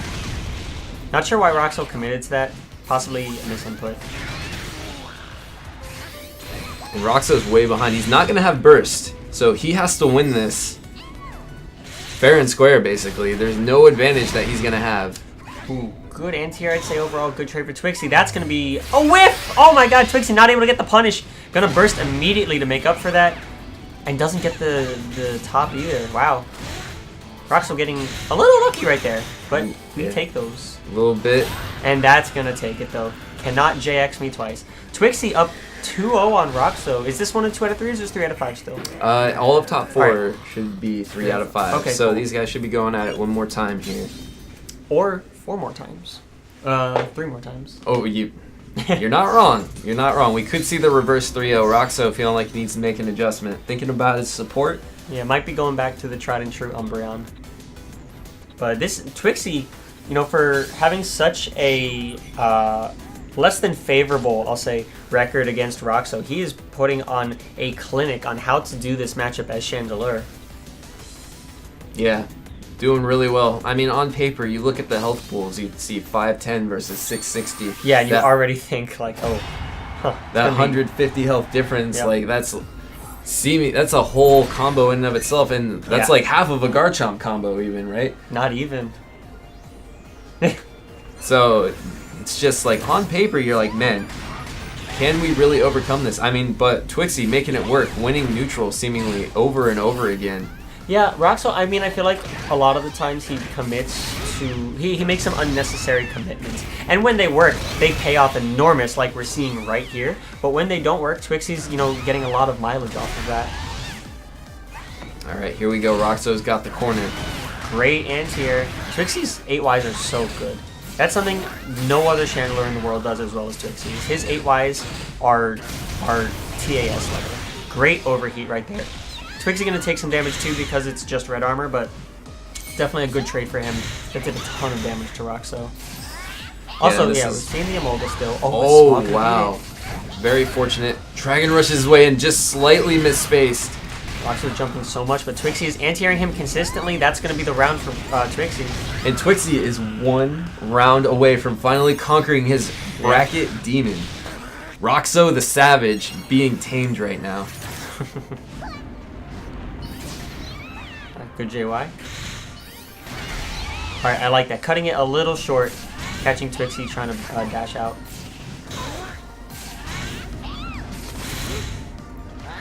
Both players playing really patiently right now. A lot of back and forth. Twixie with his back against the wall. Alright, see, this is what I like right there. That's how Roxo needs to be playing this matchup now. He's staying nice. He's staying grounded. He's not going for any overcommitments or, any jump-in approaches. He found his opportunity just by waiting and got a ton of damage off of it. If Roxo plays like that, he can very well get this reverse 3-0. Ooh, and that's going to beat out Overheat because, again, taking the damage through the Super Armor. Roxo on the board. Let's see if he can stay alive. Yeah, that drill dealing a surprising amount of damage. Yeah, that means fun. Nice. Neutral jump. Finally doesn't make a commitment. Roxo playing very patiently. Getting caught for that homing attack, that's not a big deal, only doing 60 damage. Nice. Gets the punish on that. And again, big damage. They both have burst on deck. Roxo probably going to wait for... Oh, I like the option. Roxo probably going to wait for Twixie to use it. Yep, makes the commitment there. Now he's in the corner against Chandelure with Hex. Yeah, he's going to go for it now. Does not want to play that game. Gonna Emolga to get plus on block. Bursting out. Ooh, that was a scary jump. That was a scary block. Roxo willing to take these hexes. Twixie running out of burst. Good Stone Edge. That's the first one we've seen all set. That's a crit. This is going to be big damage. The overhead, but doesn't get him on the wall. And the overheat. If Roxo would have just waited in the air, he would have been fine. Instead, he's got to get back in all the way from field. So JX, oh, he's got a life lead. And this is going to not take it yet. Wow, hard knockdown, 8 HP. What's it going to be? Just going for a grab, and Roxo is on the scoreboard. Twixie not yet taming the Savage. Not yet, yeah. Roxo is saying, no, I'm your bracket demon for a reason. Evening up the game. Well, no, he's still behind one game, actually. 2-1, yep, we are 3 out of 5 right now. So I want to, if Roxo is to take this, he needs to continue playing that grounded game. Twixie is way too adept at just calling out these jumps or reacting to these jumps with the 8Ys, getting the combos off of them, and just staying relatively safe in general from jump-ins. And that's going to be another... Actually, it's not going to be a punish because of, the spacing on it. But good, knowledge from Twixie knowing he wouldn't be able to get the punish, not going for a grab and then getting punished himself for it. Ooh, Roxo trying to bait some things right now. I like, for Twixie, I liked that interrupted the run stance. Oh, but that didn't. Oh, what a bait. Greatest bait right there from Roxo. Doesn't continue the combo, but okay. Went for a reset there. I don't disagree with it. That would have paid off so hugely for him. But right now, actually, Twixie getting a lot of damage of his own because of, you know, not panicking and just pushing any attack. That is safe. Oh, wow. Grabbed anyways. Roxo, let it happen. Yeah, Chandelure having a 13-frame grab. Really no punish options like other characters would normally have. Good grab tech. I feel like you could have let that rip, though. Trades? Yeah. Oh, favorable trade for Roxo. This should be some decent damage. Absolutely.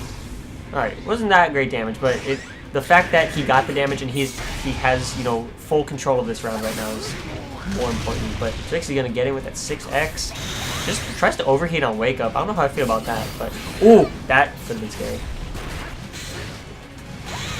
You can counter that. No one ever counters the dreidel. Oh, Roxo stealing it at the end of the first round. With 1 second left, he finds that the charge X and takes it. Twixie cannot be happy about that one. Oh yeah, just drilling through the sky, piercing the heavens. Oh, that yes. Chandelure was not ready. Alright, good Hex on Wake Up. Not going to do too much damage though, because no debuff. Goes for another one. I love these techs. Oh, Roxo had what he was looking for.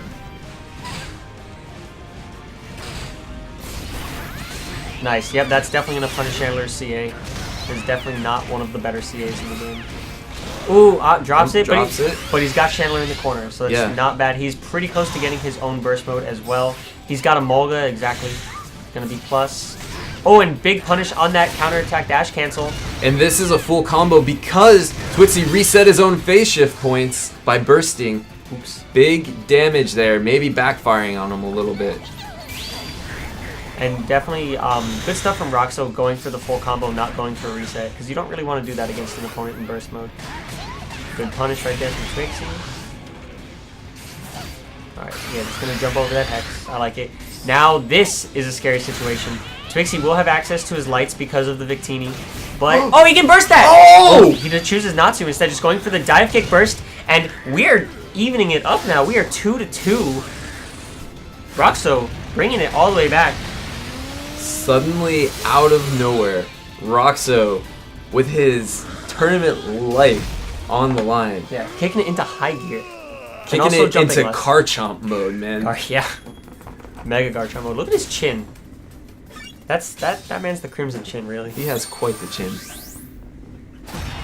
Alright, this is it. This is Game 5. Winner of this game will move on to Losers Finals to face Double. And I know Twixie will definitely be really hungry from that run back, getting knocked into Losers by Double earlier today. Nice JY. I will comment on that every time because that JY is good. Alright, that's safe. Safe. Yep. I like how he backed off outside of grab range. Nice. Again, cutting short the charge on his homing to hit Twixie for pushing a button. Look at that damage. Oh my god. Roxo woke up, man. Roxo saw he was down 2-0. Oh, that's it. Roxo saw he was down 2-0 and he said, "All right, we gotta play. It's do or die right now." And right now, him off the ground with that 4Y. Nice. Oh wow, actually not catching him. Good CDC back, very smart from Twixie. Catching him with that and taking the chip. Ooh, Roxo jumped. Not gonna get caught by that though. And dig. All right. There it is. Again, Roxo kind of reverting back to the jumping a little bit too much. Should have just been holding block. 30 seconds left on the clock with this massive life lead. Oh, that's a punish. Gets a read. Can he finish it? Tries the 2Y. Run cancel.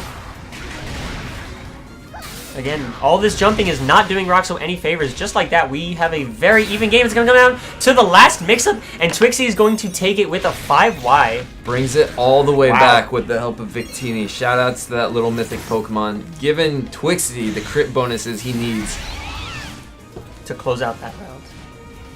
And now he may be in the corner, but he does have burst. Roxo getting his burst right now, though. Full combo. Twixie, like, he starts every round at half health. That's really unfortunate. Look, we are 15 seconds in, 17 seconds in, and Twixie is already about to take this last hit confirm. Roxo striking back. A 20-second round, and that's going to bring us to the final round of the set. 2-2, round 3. Who is going to move on? Both characters have full burst mode. Twixie's got that Victini already at his disposal. Roxo going to take that first field phase, though. Roxo's already got him pushed back into the corner, fighting his way. No fear. Twixie is definitely going to burst here. Nice backdash. I like this, dealing with burst by bursting himself. Yep. The patient play right now is doing work for Roxo, just letting that wear down. I thought he caught out the jump. He's got Emolga online. Twixie has to be careful of that. In fact, can he? No, he can't. Okay. Oh, he got grabbed. Is this going to... No, he's going to run out of burst mode, though. He has to burst he can buffer it. He can buffer it. He has to burst attack. Is it going to kill? I think it might. Is that going to be it? No, Twixie is going to have just a little bit of health. Oh my god, 11! This is going to be... He has such a mountain to climb right now. Oh, but instead he counters. Roxo takes the grab and increases his set count against Twixie to 4-0. Now, I haven't seen all of their sets. I don't know if any of Twixie and Roxo's sets have been that close before, but if that's as close as it's been, Twixie is putting in work. That was such a phenomenal set. That was well played by both players. Twixie was off to such an amazing start, but Roxo, great adaptation, kind of fixed a few habits that he, probably shouldn't have been doing, and was able to get that reverse 3-0 that we were talking about. Yeah, he was just going for the read super hard early on in that set, and Twixie was just calling him out for it, punishing him over and over again. The reads and all the anti-airs. Yeah, and eventually Roxo finally calmed down. I don't want to get hit by this anymore. Yeah, I need to stop getting hit. Starts playing patiently, realizes, okay, his buttons come out a little bit faster than Chandelore's because Chandelore has very, very slow frame data. Yeah, absolutely. And that is for her options that deal a lot of damage. It's very slow. But if she's trying to get off the option, she does have like 13 frames that she can kick into. But the range on those is very small. So Roxo, able to play patiently, able to start playing his life lead a little bit better, and just it worked out for him in the end, keeping the title of Twixie Bracket Demon. Yeah. That was such a close set, though. But there will be no rest for Roxo, as he is going to immediately move on to face double in Losers Finals. Yeah, and this is... I don't know if I've ever seen this before. Have we ever seen Roxo the Savage versus the Lab Technician double? According to the information I have in front of me, they have not played each other at any regional or major within the last year. So this might just be a fresh match between these two. This is a rare treat for everybody, even the players, man. They get to finally scope each other out and see what it's like to play each other. That's been one of my favorite things about this tournament also, is I got to play as well so many new players I had never faced before. So that, shoutouts to Burst Attack. This tournament has been phenomenal as we are winding down. But we are hopping into Losers Finals first between Roxo and Double. Great anti-air, wow. Okay, getting a hit with the Emolga. You don't really need all the hits of Emolga because it doesn't do that much damage anyways. The important thing is that you get that speed buff. That's really, the big point of running Emolga. Yeah, Roxo definitely struggling to get in on Double. He's used to playing Shippo, right? We saw that earlier, but Double seemingly knowing exactly how to deal with Garchomp's approaches. Roxo's approaches specifically. Not going to be able to get a punish. Ooh, but Double knew. Alright, Double just going to take the guard break. Ooh, and he's going to get grabbed. Not going to do too much damage, though. Garchomp's regular grab is not too strong. Yeah, I think the goal of that is just, alright, it's early on in the set, let me just try and set the pace so that way you can start being afraid and pushing buttons. Absolutely, I completely agree. And on that same note, Roxo going to go for another grab. On the one hand, going for a third. Yeah, it's starting to instill the fear. That's what Roxo wants. Now he's going to start going for these attack mix-ups. Chipping him down. Clock's winding down. Double has that slight lead. How's Roxo going to get in? And he's not. Nope. Tried to do the chip damage off a dig at the end there. Too much of a life deficit, though. Wasn't going to be able to make up for it. Alright, but that's just the first round. There is still a long way for both of these two players to go. Great Umbreon right there, going to take away some of Double's meter, and he's going to get burst of his own after that field phase win.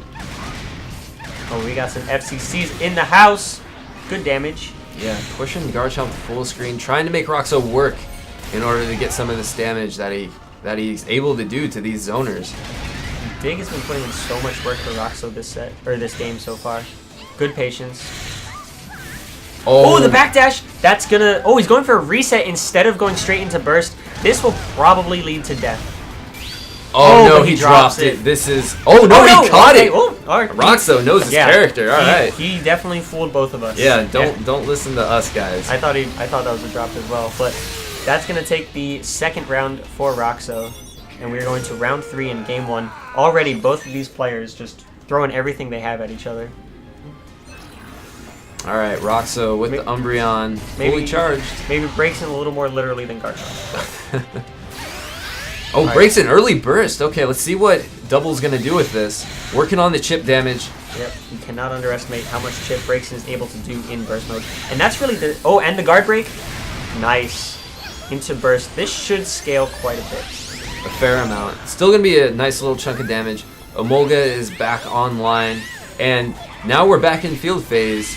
And Double can start working on his meter again. Yep. Double also going to be getting the Sunny Day buffs and the attack buff off of that as well.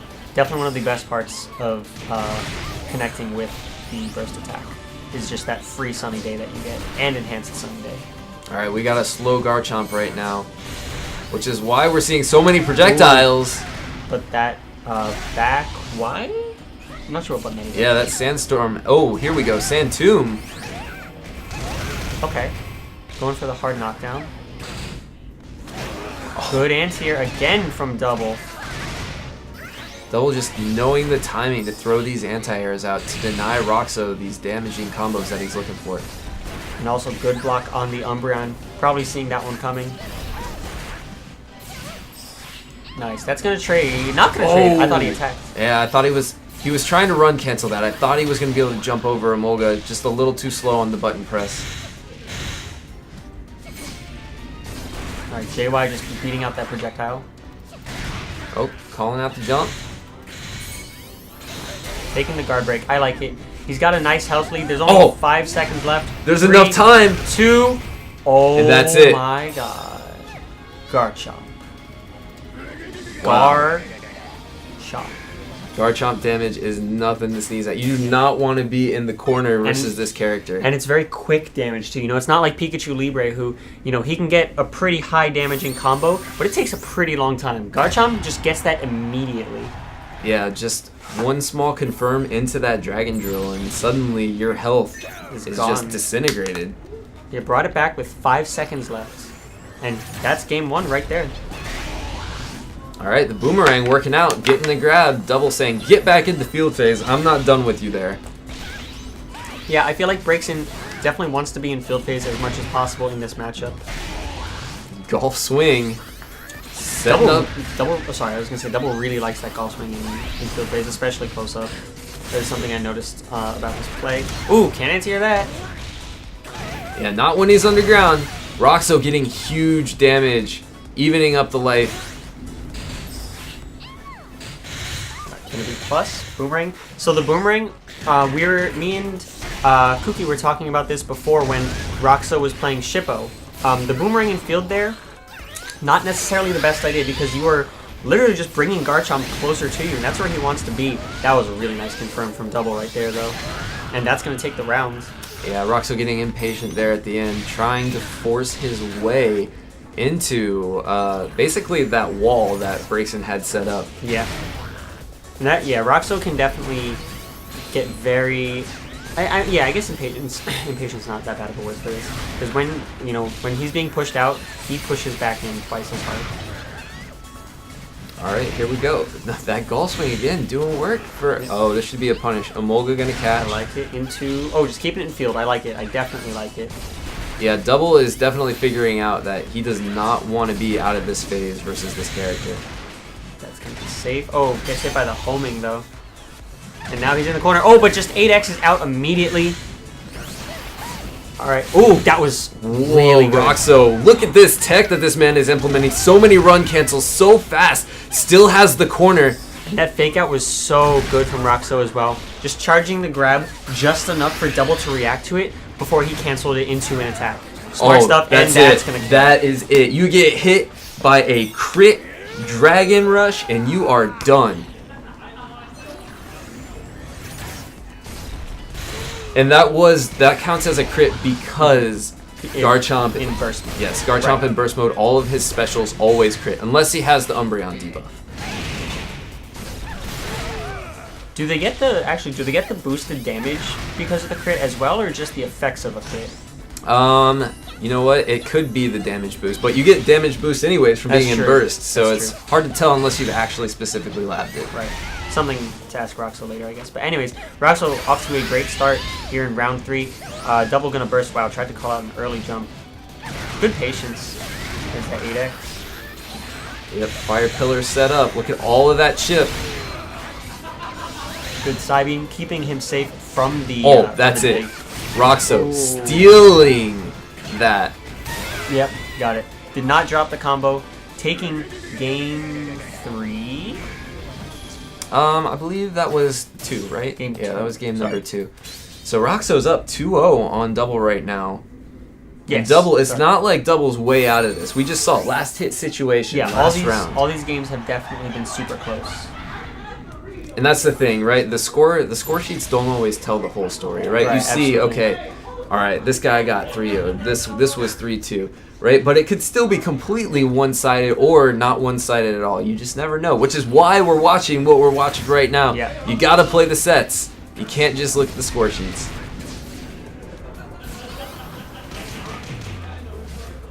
Oh, good JX. Pizza Cutter catching him. Roxo has the corner, almost gets the punish. There, crowd is going crazy outside right now. Yeah, the crowd is laughing about something. There's got to be some sort of inside joke. Maybe a dig counter for Roxo is going right now. Who knows? Someone outside just saying please don't. Anyways. Oh, good fire Spinoki. Oh, wow. Roxo, yeah, that you have to just block that. I mean, he got a lot of meter for it. He did, but he also ended up taking quite a bit of damage. All right, here we go. One more mix-up is all Double needs to get ahead in this game number 3. Look at that land shark go. The slowest dig I ever did see. Oh, man. That is not car chomp. That was semi-truck chomp. All right, so Roxo going to have to make some adjustments here. Double catching him again. We got slow Garchomp. Wow, that was really nice. Riding that Fire Blast halfway across the screen. Yeah. Double doing really good jobs of keeping Roxo out. Yeah, that combo created a lot of distance between the two. Now Double going to be able to take the phase. Ooh, and these JAs. Hold that chip. Yeah. There's so much chip. Roxo going to jump, does not want to take this guard break. Yeah, Roxo might not have a choice though. He might not even get a chance to go into burst. If he can get this Umbreon off, he's got a chance to bring it back. Definitely. All right. Ooh, almost has Double in the corner. Double not jumping over. Double being patient, yeah. And Emolga just to take back that frame advantage. Catching, gotta hold this chip damage. Yeah, you can tell Roxo really does not want to hold that chip, but there's really nothing you can do about it, unfortunately. Oh! Yeah, a lot of times you really don't want to. You don't want to CADC through the JYs because you know if you do, that side beam is coming for you. Yeah, Roxo. Maybe he was just trying to get the meter there. He wasn't ready for the follow-up. I think what happened was he was maybe banking on that window where you can burst outside of your dash because there's that extra amount of time you can save there. Just not quite fast enough. Garchomp having a really good backdash there, just not able to act out of it quickly. Getting caught by Boomerang. Nice. Good CDC and into another counter from Double. That was a weird trade. Good anti-air. Yep. Great reaction from Double. Hold that chip. Oh, goes for the grab setup. I got grabbed there too, not gonna lie. In my head, I got grabbed there. Double's been going for so many follow-ups out of that. Especially when he has a Molga ready, you know, it's so safe. But just going for the grab there, putting it back in field phase. Nice JY. You gotta hold that chip. This poor Garchomp can barely move anywhere. Breaking out the pocket sand. Gotta block that. That's gonna counter pierce. Also gonna be plus, taking some meter away. I like it. Oh, and the 4Y into another combo. Rox's been getting away with so much of that. Oh my god, that damage. Yeah, who needs to take health in field when you can take that much of it in duel? Better to deny the meter. Excellent decision making by Roxo. Absolutely, and that's going to be safe. Wow, he just grabbed. No fear from Roxo whatsoever. That was wake up grab after being nearly punishable on how minus he was. Oh, and that bounce is going to give the round. Oh, he ran into the wall. Going to give the round to Roxo. And Roxo, 1 round away from sealing the set. It is 2-1 right now. Double did catch up 1 game. That was a very quick game that Double caught up on. We're going to see if Roxo can close it out right now. Alright, good punish on the CA from Double. Oh, that overhead. Roxo not dropping this combo at all. In fact, going for the Umbreon to take away Double's meter, keeping him in the corner. But that was a great grab tech from Double. Roxo does not want to let him out of the corner right now. Double saying, you cannot grab me. Double saying, you can't keep me in the corner. Fighting his way out. Has Roxo backed up against the wall. Wow, goes over the flame charge. That hitbox is huge. Oh, this is damage. Nice. Alright, so Double looking like he's in a dominating position right now for this round. Wow, Roxo gets out of that. So patient. Look at this patience. Yeah, wow.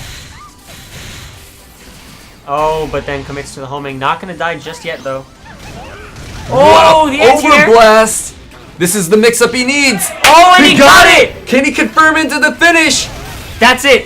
Roxo advances, taking it 3-1 over Double. What an amazing comeback from Roxo that last round. That was amazing patience from him in that last field phase. He found his opportunity after being knocked into the duel phase and just took it all the way to the end. Yeah, just like you said. Great stuff. Just find that one opportunity as this character, man. Garchomp has so much damage on deck. You see how much any stray hit converts into. Oh my god. It's like half especially of the that health 4Y. bar. Oh yeah, especially that 4Y. That 4Y, everybody's talking about that 4Y. That 4Y. That's a good move. That's a good move. But we're going to be moving on in bracket here. It looks like Roxo is going to get to move on to Grand Finals. Making the run back. Do you remember who put Roxo into losers bracket? Actually, do not. Was that earlier in top 8? Who did put? No, Roxo went into. It was before top 8, right? Yeah, it would have been back in pools. It actually might have been Toasty. Was it? Yes, it was. Toasty putting Roxo into losers bracket. So this is the run back. Yeah, just before top 8 too. So Roxo earning that run back. We saw before Twixie probably wanted that run back against Double, didn't quite get it, but Roxo is going to earn that. Oh, hey, look, it's the bracket. Roxo is going to earn that run back against Toasty. And shoutouts to everyone that made top 8. Double, Shippo, Sir Spud putting on an amazing show this whole tournament. Twixie, yourself, of course, and Scats, you know, all amazing competitors. They definitely earned the spot. This has been not the largest, but definitely one of the most stacked Pokkén DX tournaments we have had to date. So shoutouts to everybody in our top 8 bars.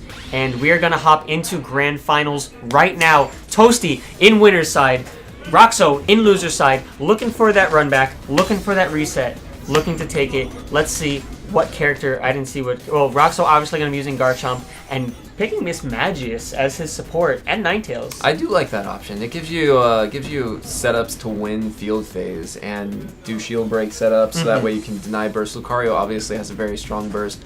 You know, and speaking of thanks, man, shoutouts to the players for putting on a show. Also, shoutouts to 21 Hits. Yes. For basically putting on an amazing production here for you guys and us. It's been an amazing tournament so far. So many things that need to go around. Yeah, for a 100% community-driven grassroots tournament, they did a phenomenal job.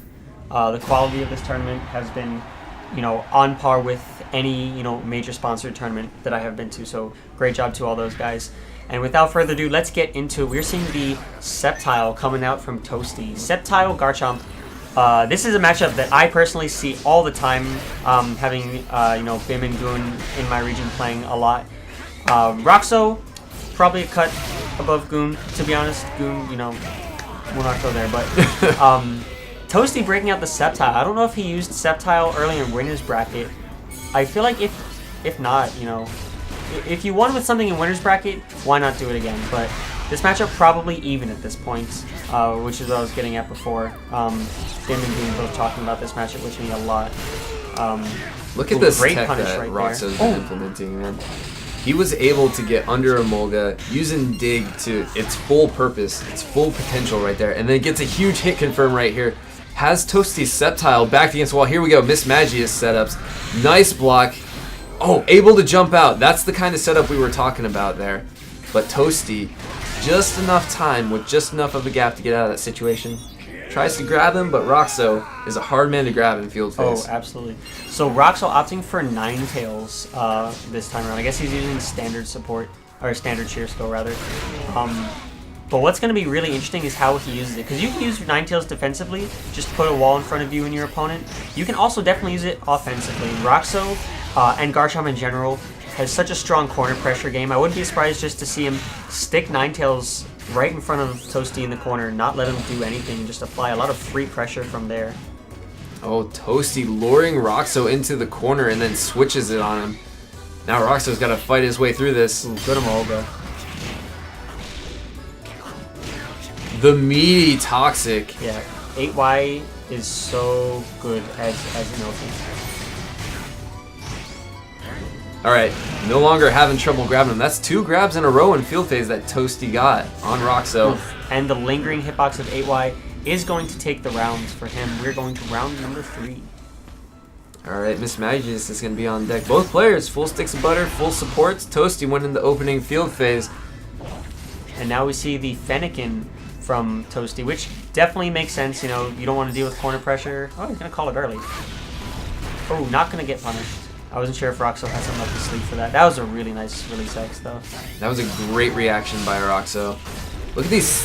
Oh, Toasty able to block in time. Roxo's been picking really safe options. Had the hit there, but the first hit of Dig doesn't actually have hit stun. Yeah.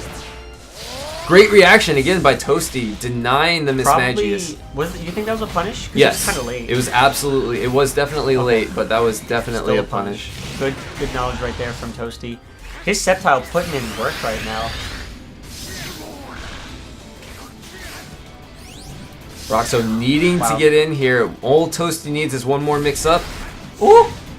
Probably gonna... Oh man, Toasty, you have no reason not to burst right now. Toasty! That was so scary. Toasty saying, I've got enough health that I can do this without using my get off me option. Now he needs to, feeling the pressure. He had Fennekin there. Alright, that should take it though. Toasty taking game number 1. Wow. Yeah, so like you said, this is something that we've seen a lot in the SoFlo region, and typically we do see Sceptile winning in this matchup. So yeah, maybe Toasty taking some notes. Maybe. Alright. Roxo switching to the Frogadier / Eevee support. I like this change, and I like this change for one simple reason. It's that Frogadier offers shutdown to where Sceptile just can't move around as much anymore. Sceptile's got that speed, that excellent jump, that mobility in order to get away from you. Roxo needs to catch this character, and if he can catch this character, as we've seen before, half of your health can go away in an instant. As it probably will right now, almost half. That is definitely true. On the other hand though, Sceptile does have some pretty good counterplay to that. Detect being, a really nice option against Frogadier. You can stay mobile, you can put your hitbox out, you can cancel into JY, you can do a lot of things off of that, but... Oh, that's good. I don't know why CBC that way. Great dive kick. Push him all the way to the other side of the stage, gets the wall blast. In your face Emolga. I actually like that option a lot. Garchomp definitely was not going to have a way to punish that. Roxo just relentlessly aggressing forward right now.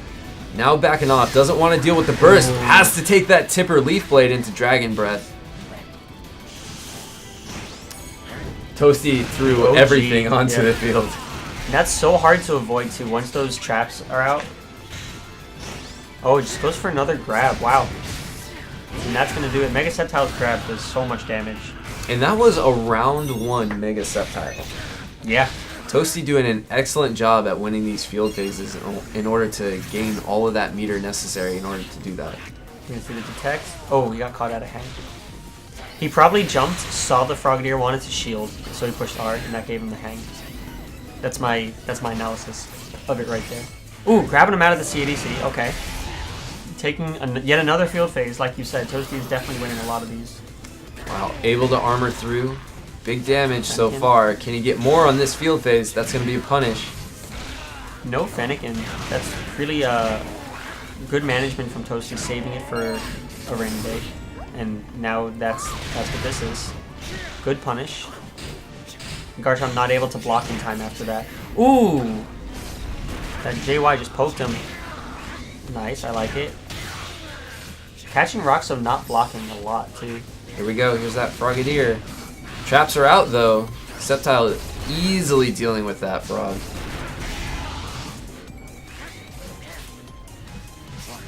Oh! Yo, is that thanks Swalot? That was an excellent When did he get here? I don't know. That man showed up out of the woodwork along with Sceptile, man. Hitting him with that Leaf Storm, sending him back down, taking that round. That was such a strong answer to that jump. And Toasty Sceptile putting in the most work right now. Yeah, and this is... I haven't seen his Lucario on stream yet. Did he use Lucario today or no? Like yeah, we saw him sure. beat Double, right? Oh, yeah. Yes, you're right. Because he went to Sidgeway. He went to Sidgeway at first, but didn't have much success, so he went Lucario. Suddenly everything turned around for him, but man, is he comfortable in this matchup with Sceptile versus Garchomp. That is for certain. Good counter. Again, another field phase going Toasty's way. Hello, get crossed up. I mean, it would have teched anyways, but, you know, just adding insult to injury. Good block on the pocket sand. Ooh, gonna get caught. Oh, and getting caught again with the JX. Alright, Roxo's going in right now. Big health lead. Is this just gonna be the kill? Yes, it is. KO. That Pokemon fainted that round. Get this man a max revive.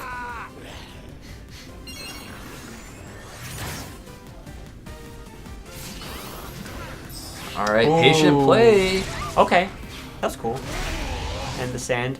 He's got a speed debuff. He's got Fennekin. He's gonna call it. Yep, Smart. I like it. Just knock him off. Alright, that's gonna be not punishable. Ooh, finds the JY though. Big Blade 2x. Huh, why did that work? Oops, blocking the Toxic. Gets crit. Wow, beating Sceptile's hard 5. Oh. Dig beating the JX. Alright, Roxo taking the field phase. Look how close he is to meter now. In fact, he has it. Okay, not shifting the phase. Yeah, you better burst Roxo because he can Giga Drain. Just take it away. Alright, but now he's in the corner. No Giga Drains happening here. Toasty gonna burst immediately. Oh, that's a punish. Yeah, I like this. I like that he's not bursting. Now it's good. He got Toasty. Uh-oh. Uh-oh. Big combo. Yeah, the 5x, I believe, is a 12-frame punish, not a... Or it's a 9-frame punish, not a 13-frame punish. So Toasty had to grab there, and he was Mega Sceptile, so he definitely... Like, that grab does a lot of damage. He definitely could have just opted for that, but... Alright, Roxo on the board, saying, nah, Toasty, you don't get this Grand Finals for free. Yeah, now, we've seen Roxo reverse 3-0 before. Can he do it again? Oh, I believe. I believe in the Garchomp. You can never count out Roxo. You can never count out Roxo. You can never count out Roxo's Garchomp. This character, we've seen this man with these amazing conversions get all this damage. He just has to get in. Get in once. And then suddenly you're behind. Or it's even. And he's in. He's in once, and suddenly Toasty is far behind. Oh, that was very close. That was a good grab call out from Roxo, but not quite going to connect. Wow, and he's still, Toasty's still going for that grab. Roxo had the homing cancel, but he just did it a little too early. Yeah, I like the Stone Edge there. So if you think about this, Sceptile rears back in order to do a forward kick. That Stone Edge actually moves Garchomp's hurt box back a little bit out of range there. Really good option in field. However, this dual phase... What counter did that just catch? Well, I just don't understand why that killed. But. That would have been... Yeah, he was probably trying to run cancel out a counter attack. More than likely, Anti-Airs the Toxic just walks up slowly and grabs. Did he just? He just did. Alright, 9 HP left. And all those projectiles are super inflatable. Grab. Oh, the Leaf Blade. Good backdash. Oh yeah, really good backdash. He's gonna burst. This is still anyone's game right now. It is. Right, that is a block string. Chip damage. Roxo has to be careful. That is gonna be it. Yes. No, it is not. I feel like if Leaf Storm... Okay, well, it's going to run out the clock. I feel like if he Leaf Stormed, it would have gotten the kill. Maybe? Maybe not. I think it probably would have as well. Regardless, the timer was running out. Toasty didn't necessarily need to put in that extra work there to take that round. But that's less buttons. That was less work. Alright, good mediate Y. Alright. Ooh, knocked him out of the sky. Knocking him out again. Can we get a third? Ooh, knocked him out of the sky again. Toasty telling Roxo, please keep jumping. Yeah. But real. not with those drills in my face. Jeez. Oh, fully charging in his face. The lack of respect. Roxo playing like his name implies, savage. Oh, and the JX beating out Garchomp's counterattack. Going for the hard knockdown. See the E8Y. Another block string. That should be a punish, yeah. Roxo's in. Detecting. Good detect. Oh, big damage right now. Oh, he flubbed that. That was scary. That, oh, not going to confirm. Such oh my God. He needs to be so careful. Those are lights. What are you doing, sir? Alright, that's a punish. Now he can use lights. Hard knockdown. Emolga. Yeah, just going to force Roxo to not wake up first. Ooh, misses the Leaf Blade, or Leaf Storm. 3 seconds left, and that's it. There it is. Toasty with the pop-off takes Grand Finals 3-1 over Roxo. He is going to be your Burst Attack champion. And Toasty winning it in Grand Finals without his main. Yeah, with the Sceptile. I'm going to have to ask him what's up with that. I'm surprised he didn't really go Lucario all that much. Yeah, he said that he only feels comfortable with 2 characters in tournament right now. Lucario, obviously. Right. But he also really likes Sceptile for certain matchups. And this is obviously one of the matchups that he must feel comfortable with. And something about just the way that Sceptile can set up shop and do whatever he wants in some of these matchups. Yeah. As we just saw, just able to keep safe the entire time. Sceptile is definitely still a good character, guys. Oh yeah. His representation has been kind of falling down a little bit, but he's definitely still a very, very, very good character. So definitely do not sleep. Congrats to Toasty for taking the tournament and showcasing that phenomenal Sceptile. And thank you guys very much for tuning in. 1 second. Not sure what we're going to do now, but stay tuned. And we do have 2v2s tomorrow, so make sure you come back for that. Also, besides the 2v2s, we'll probably be having some other exhibitions potentially going on. We had some of that today. I know there were some money matches getting streamed. I'm definitely going to fight Toasty Sceptile. I got that bin practice. I'm going to mess him up. I don't doubt. You know what? Side bets? No, I'm just kidding. Actually, maybe. Anyways. It's a safe bet. Disregard that. Also, so again, shout-outs to 21 Hits, guys. Go ahead, and if you are trying to learn more information... The medal ceremony. Oh, there it is, the award ceremony. And then we're going to interview Toasty, yeah. All right. Yeah, guys, so they're doing the award ceremony right now. Don't go anywhere, because we're going to have my man, H2, interviewing Toasty, the champion. So definitely stay tuned for that. Congrats to all of our top 8 players. Roxo, Scats, Shippo, Double, Sir Spud, putting on an excellent show. You, of course, as well. Yeah, hopefully somebody can bring me my medal, man. Oh, I'll take it. Yeah, you go ahead. I can hold on to it. Twixie, of course. I was like, I know I'm forgetting one person. Twixie, phenomenal as always. Very consistent. Top 8 at pretty much every single tournament he goes to. And shout outs to all the other players that showed up, like you, Kino, and Shaman, all these guys. There's Ghost in the background there, Kooky back there, Tholius. Everybody, thank you for showing up. If you're trying to learn more about the scene, go ahead and check out PokkénArena.com. Sorry, go on. PokkénArena.com. Thanks, Kino.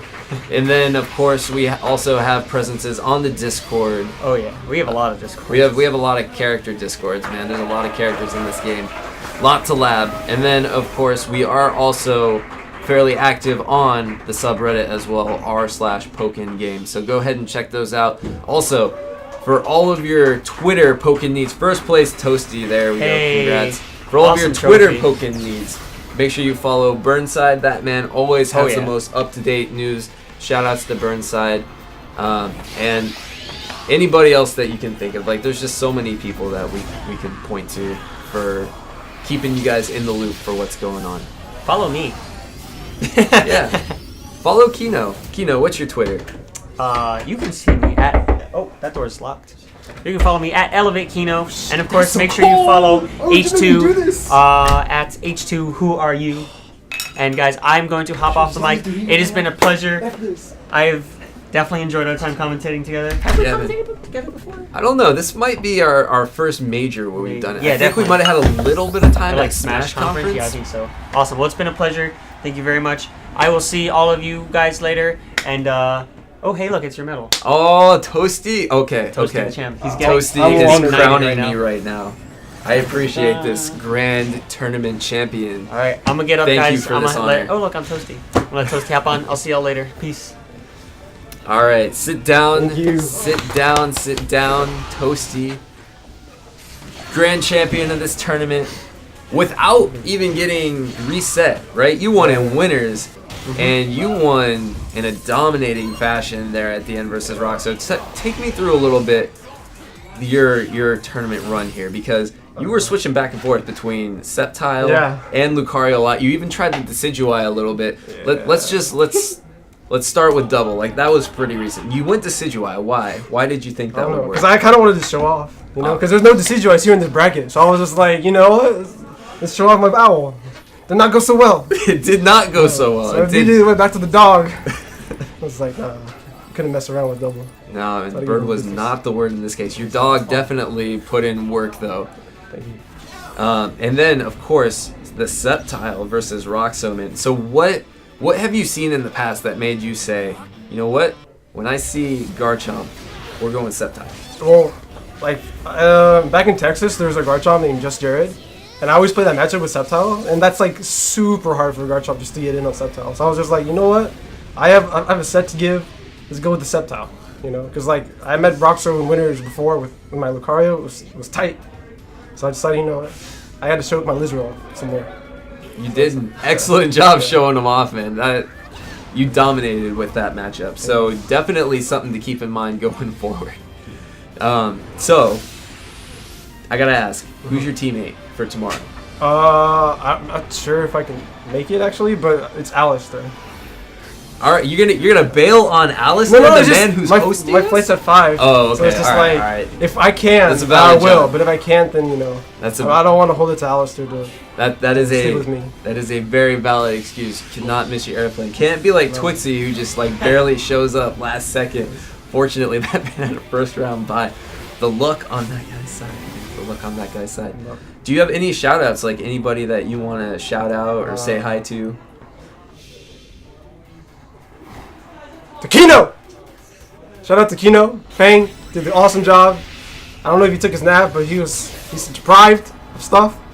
Awesome. Soapy did the work. He was here the whole time, I think. He did work. Obviously, the commentators, yourself, Cookie, Spud. Who else was it? Double. They put a lot of work. And Zai. Everyone who put this whole tournament together was awesome. But definitely one of the best tournaments I've ever been to. And then obviously people at home, Texas, some of my supporters, anyone who's cheering for me. Pental, please don't hate me anymore. Sorry. Anyways, that's me. All right. So guys, I think that's going to wrap it up. we're going to be done here for tonight. We are starting up again tomorrow. Do we have a time? Just tell me. What time? What time are we starting tomorrow? 2v2 starts at 12 p.m. 12 p.m. tomorrow. The 2v2s are kicking back off. We're just going to be chilling tonight. So, you guys, I hope you enjoy your night. We're just enjoying our vacation tournament. You guys have a good rest of your weekend. Hopefully we see you tomorrow for the 2v2s. And until next time.